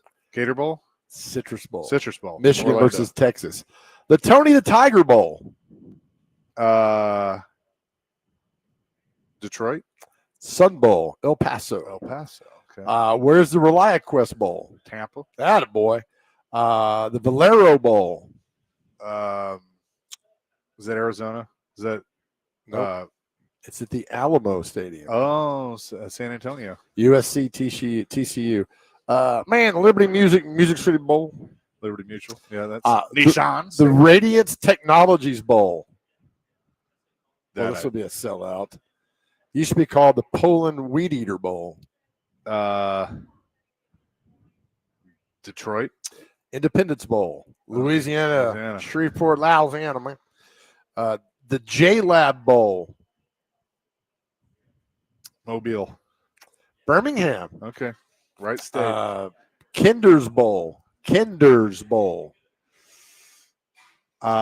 See, they're adding the name of the what it used to be called to the thing, but I'm glad they've done that back. Kinder's Bowl. It's LSU versus Houston. Oh, don't tell me that. Do you know Dr. Crane? The Kinder's Bowl? Yeah. Ooh, Kinder Bueno is a European chocolate. It's got to be like a port city, like New York or maybe. It is. Oh, wait. Is it the Pinstripe Bowl? It is not. Is it the Fenway? It is not. It is a port city, though, but not one you think about. California? Somewhere in California? No. Port city. Miami? Oh, this is good. You two geographic boneheads can't get it. North or south, Joe? It's in the south. In the south. New Orleans. Nope. No. Close to New Orleans, though. Put it this way. Close to New Orleans. John McClain could go to this game. So it's in Houston. In Houston. Okay. Houston's a port city. Yeah, you're right. Okay. The Tax Slayer Bowl. Gator Bowl. Yep. Yeah. The Jacksonville. Isleta Bowl. Excuse you? It's in New Mexico. Okay, I have no idea. The Snoop Dogg Bowl. L.A.? No, I'm pretty sure they don't drug test for that game. Is it in L.A.? It is not. Is it in? I would have never guessed this city. I have no idea. Arizona Stadium, Tucson, Arizona. Okay. Miami of Ohio versus Fresno State.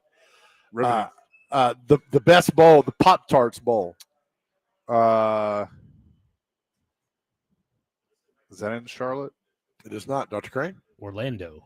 I'm telling you, when they lower the Pop-Tart in that giant toaster, that is one of the best things ever in sports. The Wasabi Bowl. What's that? See, now I'm You said it earlier. Mobile. Mm-mm. Put it this way, Sonny Gray could take this game in if you wanted to. Oh, Fenway. Oh, yeah, The Fenway. Wasabi Fenway Bowl. Yeah. The Bad Boy Mowers Bowl. Bad Boy Mowers. You said it earlier. Pinstripe. There you go, pal. Pinstripe Bowl. The Go Bowling Military Bowl.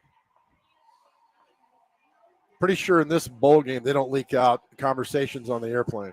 Go Bowling Military Bowl. There it is. That one is that one in D.C.? Close. Maryland, Virginia, Maryland, but where in Maryland? Baltimore, Annapolis. Okay. Serve Pro First Responder Bowl. Good Lord. There's too many. That one is that in D.C.? Dallas. Dallas. The Dallas. Rate Bowl. RATE Rate Bowl. Used to be the Guaranteed Rate Bowl, I think. Exactly. So where is it? Look at you. They're playing at Chase Field. Oh, so Phoenix Yeah. or Scottsdale. The Game Above Sports Bowl. Detroit. Yes. Ford Field. Good job. The Sheraton Bowl. That's in Louisiana. Hawaii. Okay. Nice. The Scooters Coffee Bowl. Frisco, Texas. Yes. How'd you know that? I just did. I'm not looking. This is really tough. So the New Orleans Bowl doesn't have a sponsor. Is that at Tulane or the Dome? That's at the Dome. Western Kentucky versus Southern Miss. I might watch that game. Bush's Bowl of Beans Bowl. Bush's Bowl of Beans. I'm sorry. Don't sit around the campfire at that one. Blazing Saddles reference. Yeah, that was a good one. I don't. It's in Florida, man. Orlando. Boca Raton. And then this is easy. The Potato Bowl. Idaho Potato Bowl. Boise. That's right. Yep. Union Home Mortgage Bowl. Oh, there's more. Yeah.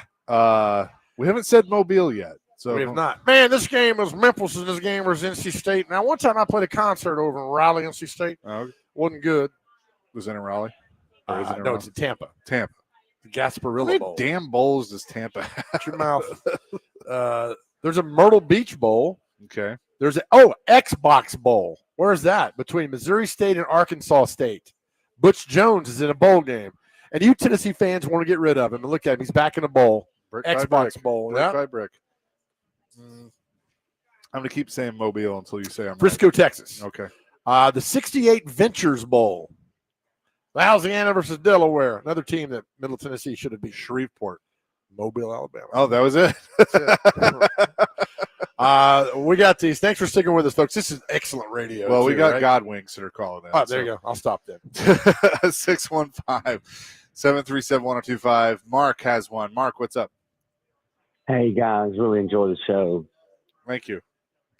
Hey, just real quick. It's going to be hard to make it quick, but I will. Just a guide wing. My father passed away a little while back, and I was having a difficult time, kind of like that Robin story there. And might be hard to believe for some, but I fell asleep. And, I guess it was the day after he died, before the funeral, and had a dream that the Lord let me see inside of heaven. And what I saw, I haven't told a lot of people this story, but I saw my father, and it was like there were 7 or 8 people who were greeting him inside the gate, and they had robes on, beautiful robes, but you couldn't see their face. They didn't have hands or feet, but you could see the silhouette of their faces. And my father's smile was like that of a picture I remember when he got married. And what was so important, the reason I share this with people, is that although he was happy to see the people that were greeting him, he was more excited about taking flight. It's flight, like we can fly. Sure. To the center of heaven where there was a great light. And when he took off, that's when I woke up. And I think the reason God allowed me to see that is, and I miss him to this day, is that, this is not home, for believers. And it just gave me such encouragement to get a glimpse of heaven like that and see that the light, the center of heaven is where he was headed. And I just want to share that with everyone. Anybody who's down and out this Christmas, because it's not always positive at Christmas. There's a lot of people hurting, and just remember that one day we'll enter that same space in a different time, and there'll be a great light of comfort, and that is Jesus Christ and God the Father and the throne. And so, thank you for allowing me to share the story of a dream where I got to go to heaven for just a moment. Well. Always appreciate you. That's a good one, Mark. Thank you. Thanks, you for Mark. sharing. 615-737-1025. A lot of people calling in all of a sudden. Wes from Hermitage wants to share a story about the Nashville Children's Alliance. Go ahead, Wes. Oh, guys. First off, I wanted to say I think that it's pretty cool. I don't know if y'all did this on purpose or not, but to have your question of the day being a God wink, and then also having the Nashville Children's Alliance there, they kind of go hand in hand. And, it took me a minute to call in, Chase, because it's hard to talk about hard things. And Sure. My daughter went through something about a year ago, and it was tough. And when I found out about it, and we had to make a trip to the Nashville Children's Alliance, and she was scared and I was scared, and we didn't really know what was going to happen or if we were going to be able to trust anybody or how we were going to feel afterwards. And the whole drive there was just nervous. It was just nerves from both of us. And I'll tell you what, man, whenever everything was done at the Nashville Children's Alliance, my daughter smiled for the first time from ear to ear in about 3 months. And it lifted such a burden off of me. They gave her a couple of little snacks and cool little toys to take with her after it was over with. And then they got my child set up to be able to start doing therapy, which I had been searching for 8 months to try to find therapy that I could afford. And they did all of this for me. And whenever I got my bill at the end, you wouldn't believe it. It said $0.00, man. They didn't charge us a dime. And if you're out there struggling or your kid's struggling, I highly advise you to go talk to those people over there. It's truly been a godsend, or a God wink, if you will. So I appreciate y'all letting me share that. Thank you, Wes. That was great, and I'm glad you could call in and share it. We will pass that along to them. So what do you want to do here? Let's take real quick. Okay. There's a book, called God Winks, right? And the author, Jonathan Merck, is a good friend of ours, a friend of the show. Jonathan published this book for this guy on the phone. Is it Squire Russell? Am I pronouncing that correctly? Rushnell? Rushnell. How are Rushnell. you? Thank you. You wrote the New York Times best-selling book on God Winks, and it's amazing that Jonathan's a friend of ours. So thank you for calling in. How did you come up with this book? Well, actually, there are 13 books. Oh my gosh. In the series now, and 4 Hallmark movies and 1 Netflix movies, but let's not count anymore. No, sir, not at all. Well, God winks was a word that when I was running Good Morning America years ago at ABC, I always was fascinated with coincidence, but and I always listened for those stories. And one day I decided I would sit down and start writing a book. And I realized that coincidence wasn't the right name. And when I looked it up in the dictionary, it said 2 remarkable events that come together without apparent cause. That's a coincidence. And I felt as though these experiences that I was experiencing and other people, that they were with cause, and that cause was divine. And so my wife and I prayed about that, talked to a lot of people, and one day that little word God wink came into mind. And now it's a word in the language, in the dictionaries, and it's really at the tipping point, I think, of making its way across the globe. Did you have any idea when you wrote these that the impact you would have, because now it's global? No, I didn't. Although my feeling is that when you step out in faith, you never know what is going to happen. And one time I was doing at ABC, I was in charge of children's television, and I came up with a name called Schoolhouse Rock. And I had no idea that was going to stick around for a long time either. Oh my goodness! And now you got 13 books, 4 movies, a Netflix movie coming out. I've got to think, Squire, you hear from people all the time about how your books, your words have positively impacted their lives. Oh, that's wonderful. Yeah. That is wonderful. Now, my 7 of the 13 books have been written by with my wife, Louise Duarte, who is sitting here. Mm-hmm. Actually, my wife is one of the world's best comedic impressionists, and I never know who I'm waking up next to. Well, Squire, they say behind every good man is a fantastic woman, so you're the prime example of that.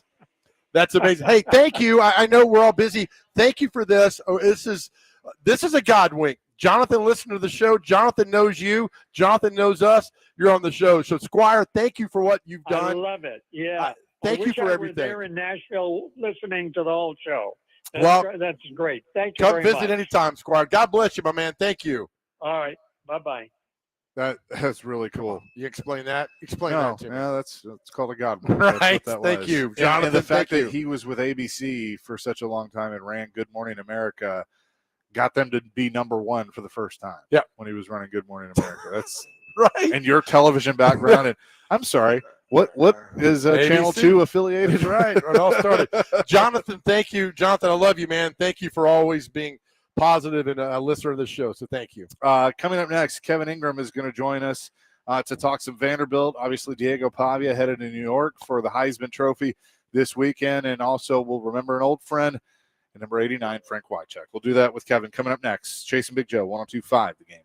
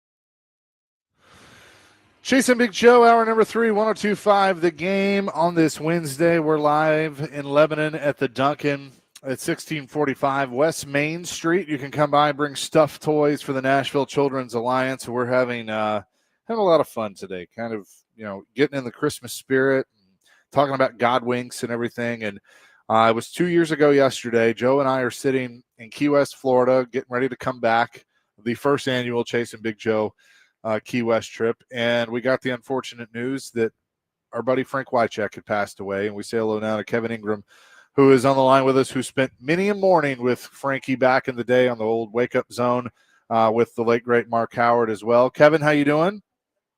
Doing great, Chase. Great to talk to you guys. Absolutely, and we obviously will talk some Vandy and everything, but it's hard to believe it's been 2 years since Frankie passed away, and we call him Frankie because there was Frank Wycheck, the football player, and then there was Frankie. That if you got to know Frankie, you knew you're pretty special. Yeah, no doubt about it. Yeah, he was a one of a kind. Frankie or '89. I mean, we had a lot of fun together for all those years that he and I and Mark did the show together. We were together for 14 years on that morning show, and more fun than I could ever have imagined. Just such a great dude, great player. I got to know him when he still played, and then to have a chance to work with him and enjoy all those times with him was really special. And I think one of the things that's neat for me is Frank and I are exactly the same age. He was 2 weeks older than me, and so we kind of connected on stuff other than sports, not just football or whatever else. I mean, we liked all the same rock bands and Star Wars movies and all that kind of goofy stuff that people our age, liked. And so I always thought that was fun to have that connection with him too. But yeah, I really miss those dudes, miss Mark and Frank for sure. Well, and you guys just had there was just something special about it. And, we've talked about history of sports radio in this town. Obviously, George deserves a ton of credit for that, and Willie and Darren and that whole group. And then you guys kind of moved that into the morning, and it evolved just over time to become just a staple that everybody knew. And the funny part was all three of you were very different personalities, but it worked. It did. We were very different personalities. I mean, Frank came about it from the perspective of a guy who's been a terrific NFL player for a long time. Mark is kind of your old school TV sportscaster, and also kind of had that Northeast personality to where he wasn't afraid to ruffle feathers. And then I came about it from the kind of the career radio guy who was just kind of put in there to keep the show on the rails and be sort of the moderator role, which I really enjoyed. But I also enjoyed kind of being in that role of sort of like a pro wrestling manager or something like that, where you hit somebody with a chair and then you run out of the ring. Like I always say that my shtick was a little bit based on like Jimmy Hart, the Mouth of the South, where you kind of stirred it up, but then you let others kind of go at it. It was such fun. It was a great dynamic, and Paul Bible, our original producer, was kind of responsible for helping get that started too. And we really had a great time all those years we worked together. Now, how many producers did you have? I know you had Paul Bible, you had Schaefer. Am I missing one? We had Schaefer. We had Brandon Haggerty. Let me think. It seems like I'm missing somebody. Morgan Alexander helped us for a while. They were all terrific. All of them did a great job and kind of put their own sort of touch on the show. But yeah, we enjoyed working with all those guys for those years. We're talking to Kevin Ingram here on the Chase and Big Joe show. It's Kevin. I compared y'all's success to, for those who grew up here, watch the Ralph Emery show, right? You couldn't explain why Ralph Emery, why 98% of the people watch Ralph. You just had to watch. That was y'all's radio show. I mean, I'm sure every consultant in America probably hated your show because you guys went off the rails, but it was a massive success because you guys were all so different and everybody listened. And when you got your name mentioned on that show, it was exciting. I remember there were a few times you guys would mention stories I did in TV, and I'd get all excited and people would call me. I don't think you realize the impact that you guys had on this community for so many years because that show was so good, and there's not been anything nearly like that around. Well, I appreciate you saying that, Joe. And yeah, it was a unique show. And I always thought that Nashville needed a really strong morning sports show. I thought that for years, even before we started doing that show back in 2004. That, like say on a Monday morning after a big football weekend, you kind of get that first crack at the stories and, talking about what's going on and get that reaction, from listeners and from us. And and everybody else. I always thought that was something that Nashville could really use. And, it did turn out that, we were able to have that longevity and be on for that long and get a chance to give those reactions and hear those responses from callers and so forth and have a lot of fun along the way. It was, you say that maybe didn't realize it at the time. I don't know that I did realize at the time, how many people were really listening and how many we were connecting with. And to this day, I still have people come up to me every week and talk about how much they enjoy the show and miss listening to it. And that really means a lot that people will take the time to say something like that or say how much they appreciate it or how much they enjoyed it. And, now there's a generation of young broadcasters in their 20s who are that I'll meet people sometime and they'll say, yeah, I grew up riding in the car with my dad to school listening to you guys. And, Right. and I'm not sure exactly how I'm supposed to feel about that now at age 54, but it's neat that you have that sort of impact and influence on people. It's really cool. Can you count on one hand how many times Frank showed up before the show started? Yeah, or maybe stayed until the show ended.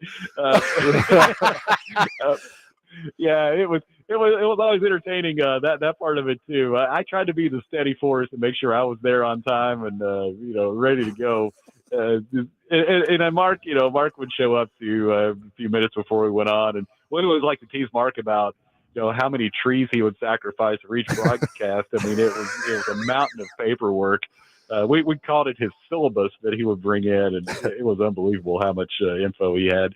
And then Frank would, he'd be cutting it close some days, and a lot of we joke, but a lot of the time, I mean, those guys were fine. They were there plenty of time. There were sometimes we would do remotes, and it was a little questionable about who would be there when. I think there was one where he ran out of gas on the way to the show. I thought So about that a long time. Kirby's That about was to lose pretty it. funny, too. So, oh man, it's unbelievable. But it was always entertaining to see how it was all going to work out on a day-to-day basis. One of my favorites, Kevin Ingram is with us, was probably 2011. Metallica had played in Nashville. And of course, if you knew Frank loved Metallica. And he had gone to the show the night before. He comes, I think he was late. He obviously had a good time at the show and barely had a voice. And you and Mark were just giving him so much crap about just being a wreck, essentially, from going to the show the night before. And I just remember laughing that entire show because he powered through. I think he made it the whole way, but he was struggling. And I've been there, so I get it. Right. Yeah, I think I remember that one. There were a couple of concert nights like that where we did the show the next day. There was one where we went to a Def Leppard show on a Friday night at Bridgestone. And it was pretty much the whole crew. And then the next morning we played in a charity golf scramble. And so, me and Mark and Paul get there and, we're in the car, we all get there and Frank shows up and he's wearing, +4s, like the old school golf attire. And Frank, it was another deal where Frank had a good time at the concert the night before.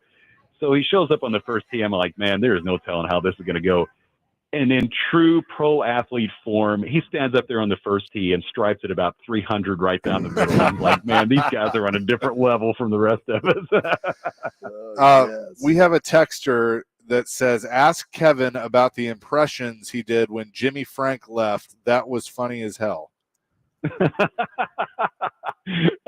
I do vaguely remember that. It seems like we did some sort of voice memo or something with Coach Franklin, and then I did a bunch of voices calling in to I don't even know what the bit was about or what we were talking about. I do remember the bit they're talking about though. We did a lot of stuff like that.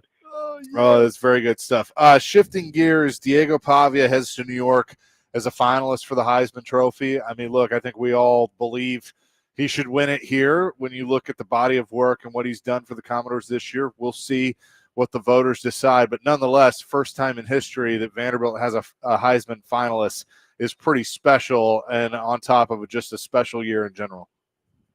It really is. And for Diego to have a chance to go up there and be part of the ceremony and have a legit chance to win, I think is just amazing. I thought all along throughout the season, how neat it would be to just see him be a part of that ceremony that we've all watched on TV a million times. But as the season got a little deeper and toward, in November and toward the end, and he played so well, I started thinking, no, he's got a legit chance to go up there and win this thing. I feel like, and I know I'm biased, and I'm probably looking at it with black and gold glasses here, but I think Diego should win the Heisman. I think he's the most impactful player, the best player on a really good team that won 10 games and came up just short of making the playoffs. But I mean, you look at his numbers and compare them with the others who are being considered, and the other three are fantastic players, there's no question about it. But I think his numbers stack up as well or better in a lot of different categories. And if you really watch the games and saw the impact that he made on this team and this program, I'm not sure how you could pick anybody else. He's just been remarkable. He's a terrific football player for one thing, and the numbers bear that out. But just the competitor, the spirit, the positive energy, and all those things, the confidence he's brought to this program, I just don't think he can replicate. Have you noticed or gone through this yourself, because you've been around the program for so long? But for me, growing up a Vanderbilt fan in Nashville, if this had happened 10 years ago, we'd be throwing a parade. 10-2 season, going to a big time bowl game, like a Heisman finalist. This is fantastic. But there's that sense of disappointment among the fan base that they didn't make it to the playoff, which is crazy to think about that was even possible. I'm now coming around to embracing the ReliaQuest Bowl and the Tampa and how special it's going to be. But it's just like, you know what I'm saying, that how funny it is to kind of look at it as, man, this is awesome. It's a historic year, but there's still that slight level of disappointment with the playoff.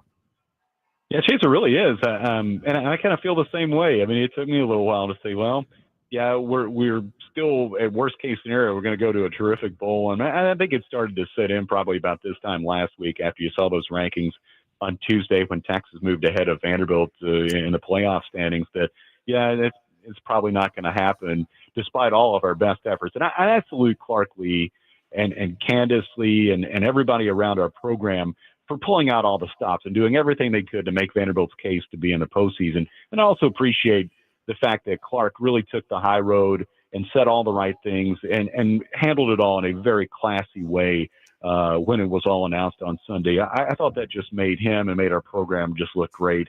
It is exciting to be in a bowl game that's right around New Year's and have a chance to go in there and play. And again, for this team to play together one more time, Clark was talking about how special that was. And a year where you won 10 games, went 6-2 in the SEC. And you're right. Whatever happens in terms of the playoffs or bowls or any of that stuff, the fact that this program won 10 games and had the success that it did in the SEC, and the two losses were basically two close ones against outstanding teams on the road, Alabama and Texas, it's definitely cause for celebration. And this is a season and a team that'll be remembered for a long time. It is unfortunate that they don't have a chance to kind of go a little bit farther and have a chance to potentially play for a national championship. That doesn't do anything to take away from what this team's accomplished. Kevin Ingram is with us. I do have to ask you about the 9-0 undefeated Vanderbilt Commodores men's basketball team, as it's been quite the start to the season. 4 games left before the conference schedule begins, including Central Arkansas coming up this Saturday at Memorial Gym at 5:30. This squad's looked pretty good so far, Kevin. Yeah, they really have. They look fantastic. They play great. You score 96 points per game, you're going to win a lot of basketball games. But I think if you dig deeper and see how this team has played, it's a really fun style, for one thing, that Mark Byington has instilled in his program. But the way they share the ball, averaging 20 assists per game, which is just crazy. That's off the charts. And also the perimeter defense they've played, where every loose ball feels like it turns into a dunk at the other end. That just makes it a lot of fun. And gosh, Duke Miles and Tyler Tanner, you look at the season box score, those two jump off the page, combining for about 34 points per game. You just had guys across the board have just really played well. Jalen Washington's come on lately and really gives Vanderbilt another big presence inside. Tyler Nichols, great shooter, and you got steady veterans like Devin McLaughlin, and adding a player like Frankie Collins, who can really defend and cause those steals and get a loose ball and start to break. I just think if fans haven't had a chance to see this team play, you need to get out to Memorial Gym or check out our broadcast or however you want to see it or listen to it, because it is a lot of fun. This is a great style. It's exciting basketball, and I'm really excited to see how this team does when you jump into SEC play and you play that grind of twice a week against those conference teams. And got a couple more tough non-conference games coming up with Memphis and Wake Forest still to come. Well, Kevin, I just got an interesting email from the Southeastern Conference that Diego Pavia has been named the Offensive Player of the Year, and Clark Lee has once again been named the Coach of the Year from the Commodores in the SEC. So more honors continue to come in. Well, that's fantastic. That's great news, and I think well-deserved for both. I think we probably felt like both those guys had a chance to win those awards, so that's really special. And Clark Lee, that's the second year in a row he's won Coach of the Year, and it's a really small list of people who have won that back-to-back. I mean, you're talking about Steve Spurrier and Bear Bryant and, names like that. So, yeah, that's a select company that he joins, and I think, again, well-deserved for both those guys. And have to mention Nick Rinaldi, Scholar Athlete of the Year as well. Oh, wow. Well, good for Nick. He's been a really positive addition to the program, too. Terrific linebacker, been a big part of the defense last couple of years. Eli Stowers won that big award last night as the National Scholar Athlete of the Year in college football. So, man, it is award season for our program, so being recognized for all their terrific work. Kevin, how would George Plaster thank Clark Lee on winning Coach of the Year?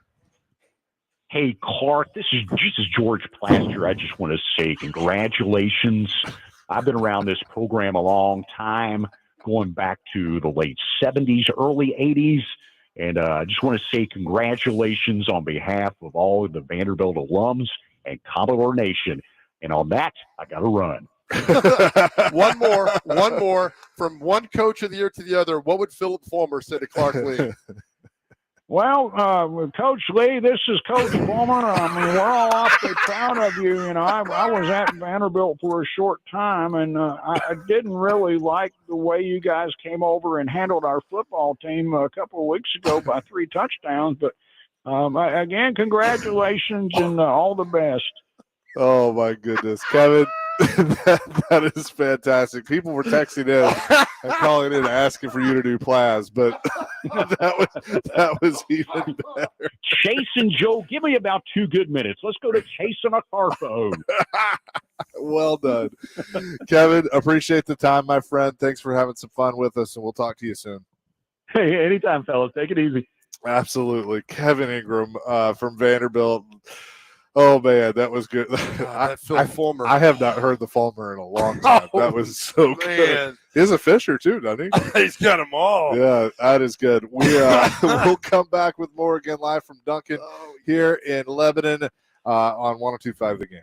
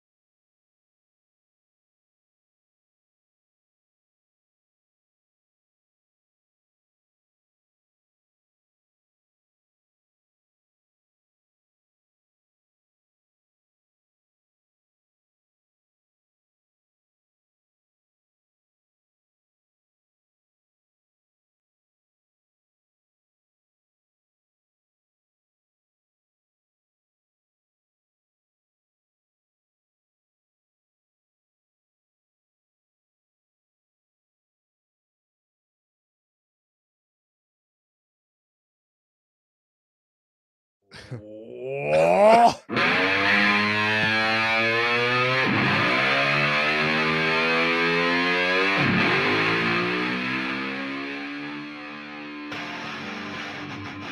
feel like I'm about to start another show I was on at one point in time with that music. Chase and Big Joe on 2-5 the game here on this Wednesday. Awesome stuff from Kevin Ingram.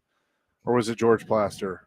Or was it Philip Fulmer? Who knows? By the way, it's Dwight Schrute's motivational music right there, so you can't Oh, is go it? wrong playing that, playing that music right there. No, it's great talking to Kevin. And we might have some Tennessee fans. You might have a defensive coordinator. That's just been the rumors flying around now. Former Ohio State, Penn State defensive coordinator, and I can't find his name right now.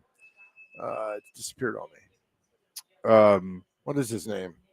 I just had the link, and now I can't find the link. Good job, Joe. Thanks, everybody. That was good. Jim Knowles is Jim who you're Knowles. talking about. There you Jim go. Knowles. That was good. Great hire. We can't even remember his Can't name. fire his name. There's so much going on because you got coaches leaving left and right, and so. Well, and how about Franklin? Did he hire Brent Pry? Now they were together at Vanderbilt, correct? And then I think Penn to start State. at Penn State. Yep.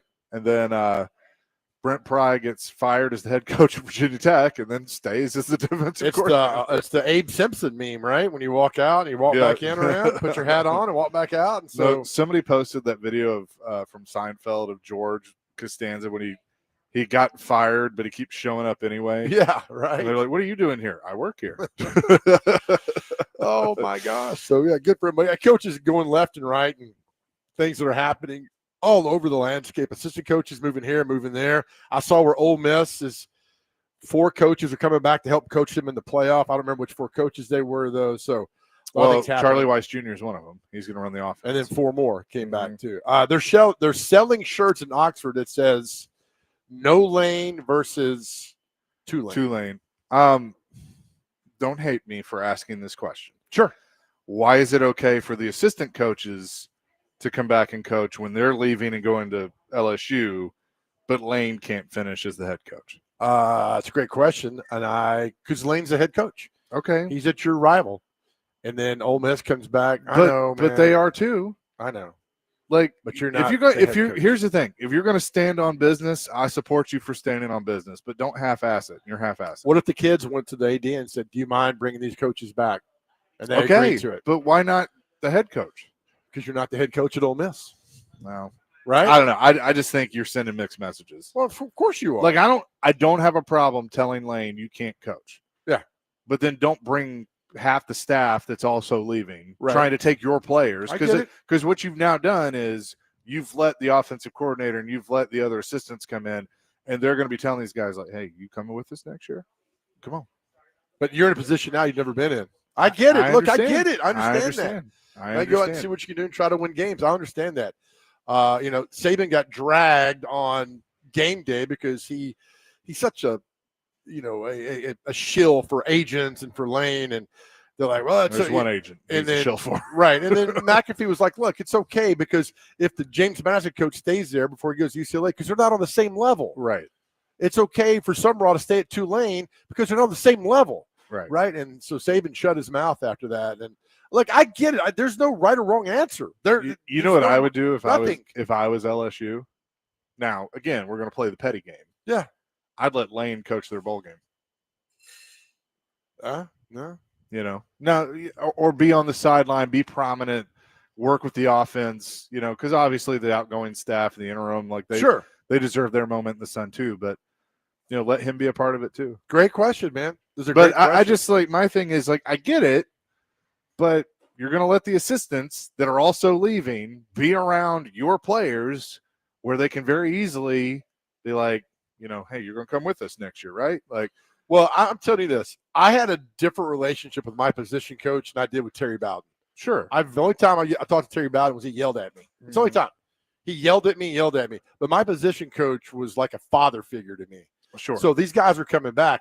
These position coaches are like father figures, these kids. I got no problem with that. I have no problem with that. I can be your father figure. Well, you can't.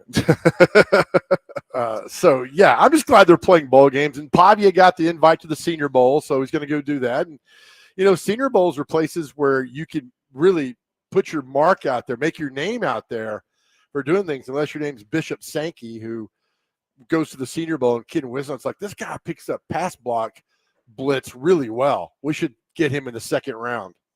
Big mistake. Did he go to the second round? Bishop Sankey? Yeah. Where's the fifth round? I don't think it was the second round. We try to forget Bishop Sankey was ever drafted by the Titans. But that's the problem. You go down there and he was this is probably the first time in 5 years he's been Googled. You're right. Second round, 54th overall. 54th because he could pass block. Yep. What year was he drafted? 2014. Wizenhunt. Yep. Because he was on the Senior Bowl staff and saw him. He could pass block. So he was with the Titans from 2014 to 2015. Second rounder. Training camp with New England in 2016, with the Chiefs in 2016, with the Vikings 2016 and 17, the San Diego Fleet, whatever the hell that is, in 2019, and then practice squad for the Toronto Argonauts 2019 to 2020. Stick around. They tell you don't need it anymore to do all that. That's why. But what does that tell you, that he couldn't even make the Argonauts? You didn't watch his game and his film in Washington. That's the problem. So with Pavia, you got his film. You're like, all right, now I just see you in person against top tier athletes in college and watch what you do and see what he can do at the opportunity. Because you pass block. So if I go to the Senior Bowl and I see Bishop Sankey can pick up the blitz packages, all right, how did you do at Washington? Was there anything at Washington that made you think he was a number 2 a second round draft pick? No, nothing was there. Wizenhunt was so terrible in every aspect of everything he did. Awful. And don't give me he took the Cardinals to the Super Bowl. He had Kurt Warner and Larry Fitzgerald. Hell, Chase and I could have coached that team to the Super Bowl. Hell yeah, we could. We would have won too. That's right, man. We wouldn't have given up there in the second half. We wouldn't have given that 99-yard interception return to what's his name? No, and the first thing, if Chase and I if we become head coach of the football team, the first thing we do, we call all the punters in, beat it. You're gone. One kicker. You miss a kick, you're gone. Strength and conditioning coach would be Dr. Crane. It would be. Because it's always like a smaller but fit, loud guy. Dr. Crane, you up for that? Yeah, absolutely. Hey, and listen, here's the deal. I don't want any that you could touch your toes or you could stretch well. I want to see that you can clean 400 pounds. You can squat 700. You can bench 400. I need power. I don't need this other stuff that goes on about how you can touch your toes. I don't care, right? I don't know what gym you're going to, Joe, but that's not the gym I go to. No. Can you pick a guy up and slam him on his ass? Can he play? That's what I want to know. We got to get back to power football. In this hypothetical coaching scenario where we're kind of the split head coach, you want offense or defense? Offense. Okay. But I'm going to yell at you on defense. That's fine. Because you got to run one defense. See, of people we know, who should we have on our staff? And what would they do? Well, Dr. Crane's there. I'm going to at least ask Derek to coach the receivers. I'll take running backs if I can do strength conditioning both. You stay on the defense side of the ball. Oh, okay. I do offense. All right, fine. I'll ask Derek Mason on my own. He'll come over there and do that. Would you call the coach? No.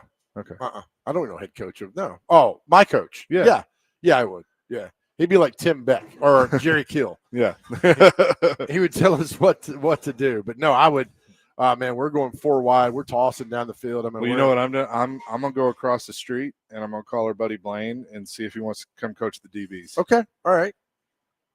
Already got a staff photographer, David James. Okay, that works. We'll get Willie to call the football games. I'll let Ricky be assistant defensive line coach. We have our own Jim Wyatt, Joe Rexroad. Oh, you're right. That's good. That's good. Right. Connor Newt could help in the video department, right? As well. Where would we put Robbie Stanley? Team chaplain. Team chaplain. We got this staff going now. Yeah, that'd be good. Rexroad, you better only write positive things about us. You're like Baghdad Bob. When things are going to hell, you better write, hey, it's a bright day. We're chasing Joe, coaching the 1-9 team this week. Yeah, we have to think about this. Who else is? Oh, well, you know what? I actually am not going to be the defensive coordinator. I'll be a senior defensive advisor. I'm going to hire Brandon Fisher to be the defensive coordinator. Okay, well, you just know you cut your salary in half. That's fine. Nobody wants to pay an analyst. I'm an assistant head coach. All right. Or head coach. We got this. Maybe I'll just be the head coach. I'm going to send all this to one Mrs. Strunk. We got this all figured out. Watch her call the FBI. What is this? Coming up next, we will tell you what day it is and celebrity birthdays. We're live at Duncan here in Lebanon today at 1645 West Main Street. Again, bring a stuffed toy and donate it for the Nashville Children's Alliance. You can also register to win a 4-pack of tickets to the 501 Club at Bridgestone Arena for a Preds game. It's all on 102.5 The Game.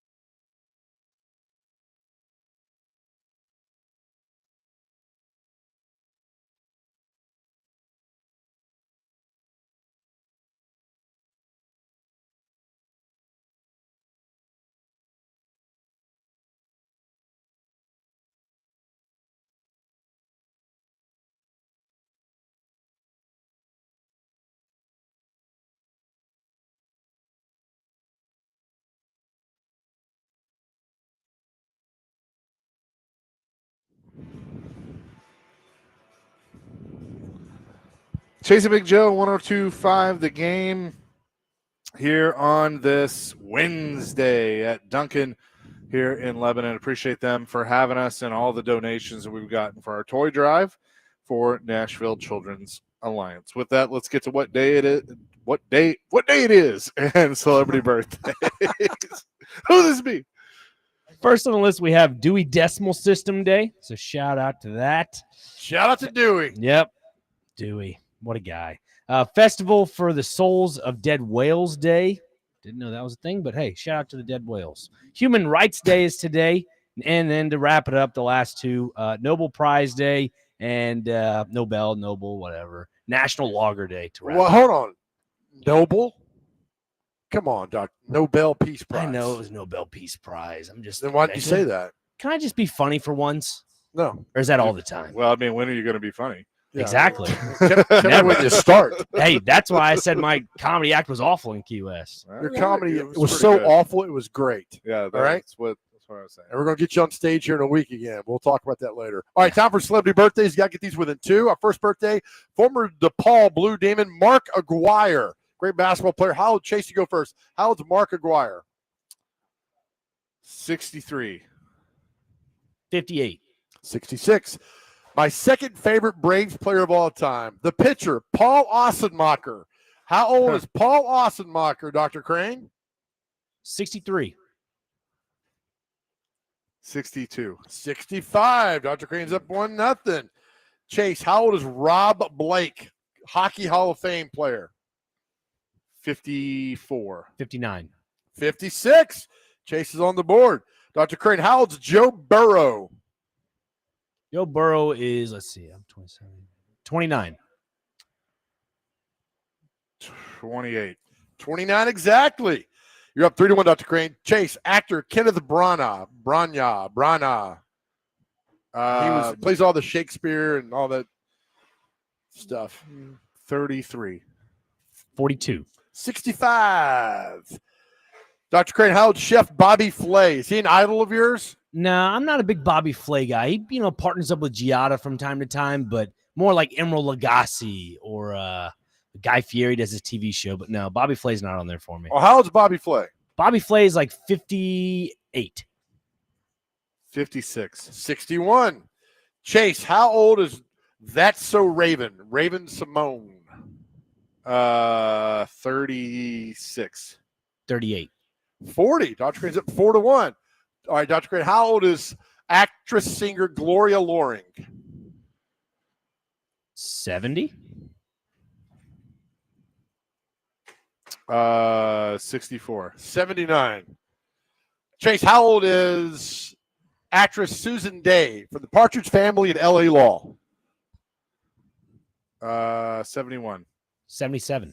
73. 4-2. Chase is coming back a little bit. Dr. Crane, how old is Nia Peoples? Fun fact about Nia Peoples, she was in Wayne's World. The JoJo played her security guard in a movie called X's and O's, and I got paid $222 for 18 hours of work. Nice. No, it's not nice, but I like to make things about me. Nia Peoples. I'll go with 63. 67. 64. 5-2. Dr. Crane, how old is drummer Meg White of the White Stripes? 54. I think it was my turn, but 41. Crying, sissy. 51. All right, Chase, you get to go now. How old is country singer Megan Lindsay? You know Megan's hits. I don't. 38. Never heard of her. 32. 40. So it's 5-3. The last one. Chase, you get to go. The last birthday here. How old is rapper Kuniva of D12? Rapper Kuniva of D12. 50. 53.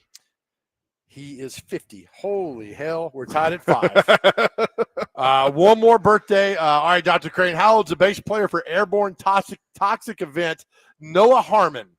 How old's Noah Harmon? He's a bass player. 48. Rallied. 51. 44. It's a tie, folks. Go kiss your sister. Luckily, you two boneheads don't have one. Yeah, that's 5-5. But you know what? There's a lesson here. Chase was down, didn't quit, came back and tied. Never quit. Never quit. Never give up. That is going to do it for our fair show today. Appreciate Duncan here in Lebanon for having us. All the toy drive stuff is at theGameNashville.com/toy, where you can drop them off. Y'all have been fantastic this week. We got a full bin here in Lebanon. Keep it going. For our good friend Haley from the Buzz will be here till 6. Hey, listen, all the shows we talk about God winks and great things.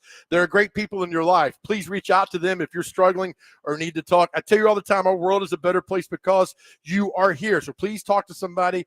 And again, I tell you all the time, there's somebody out there, when they think about you, they smile. When you walk in a room, they can't wait to see you. Know that there are people in this world that absolutely love you. Find the gratitude. Know that we love you, more importantly, more than anything else in this world. God loves you. Amen to that. Peace, love, rock and roll. DVD is coming your way next. And we're back at it tomorrow at noon here on 102.5 The Game.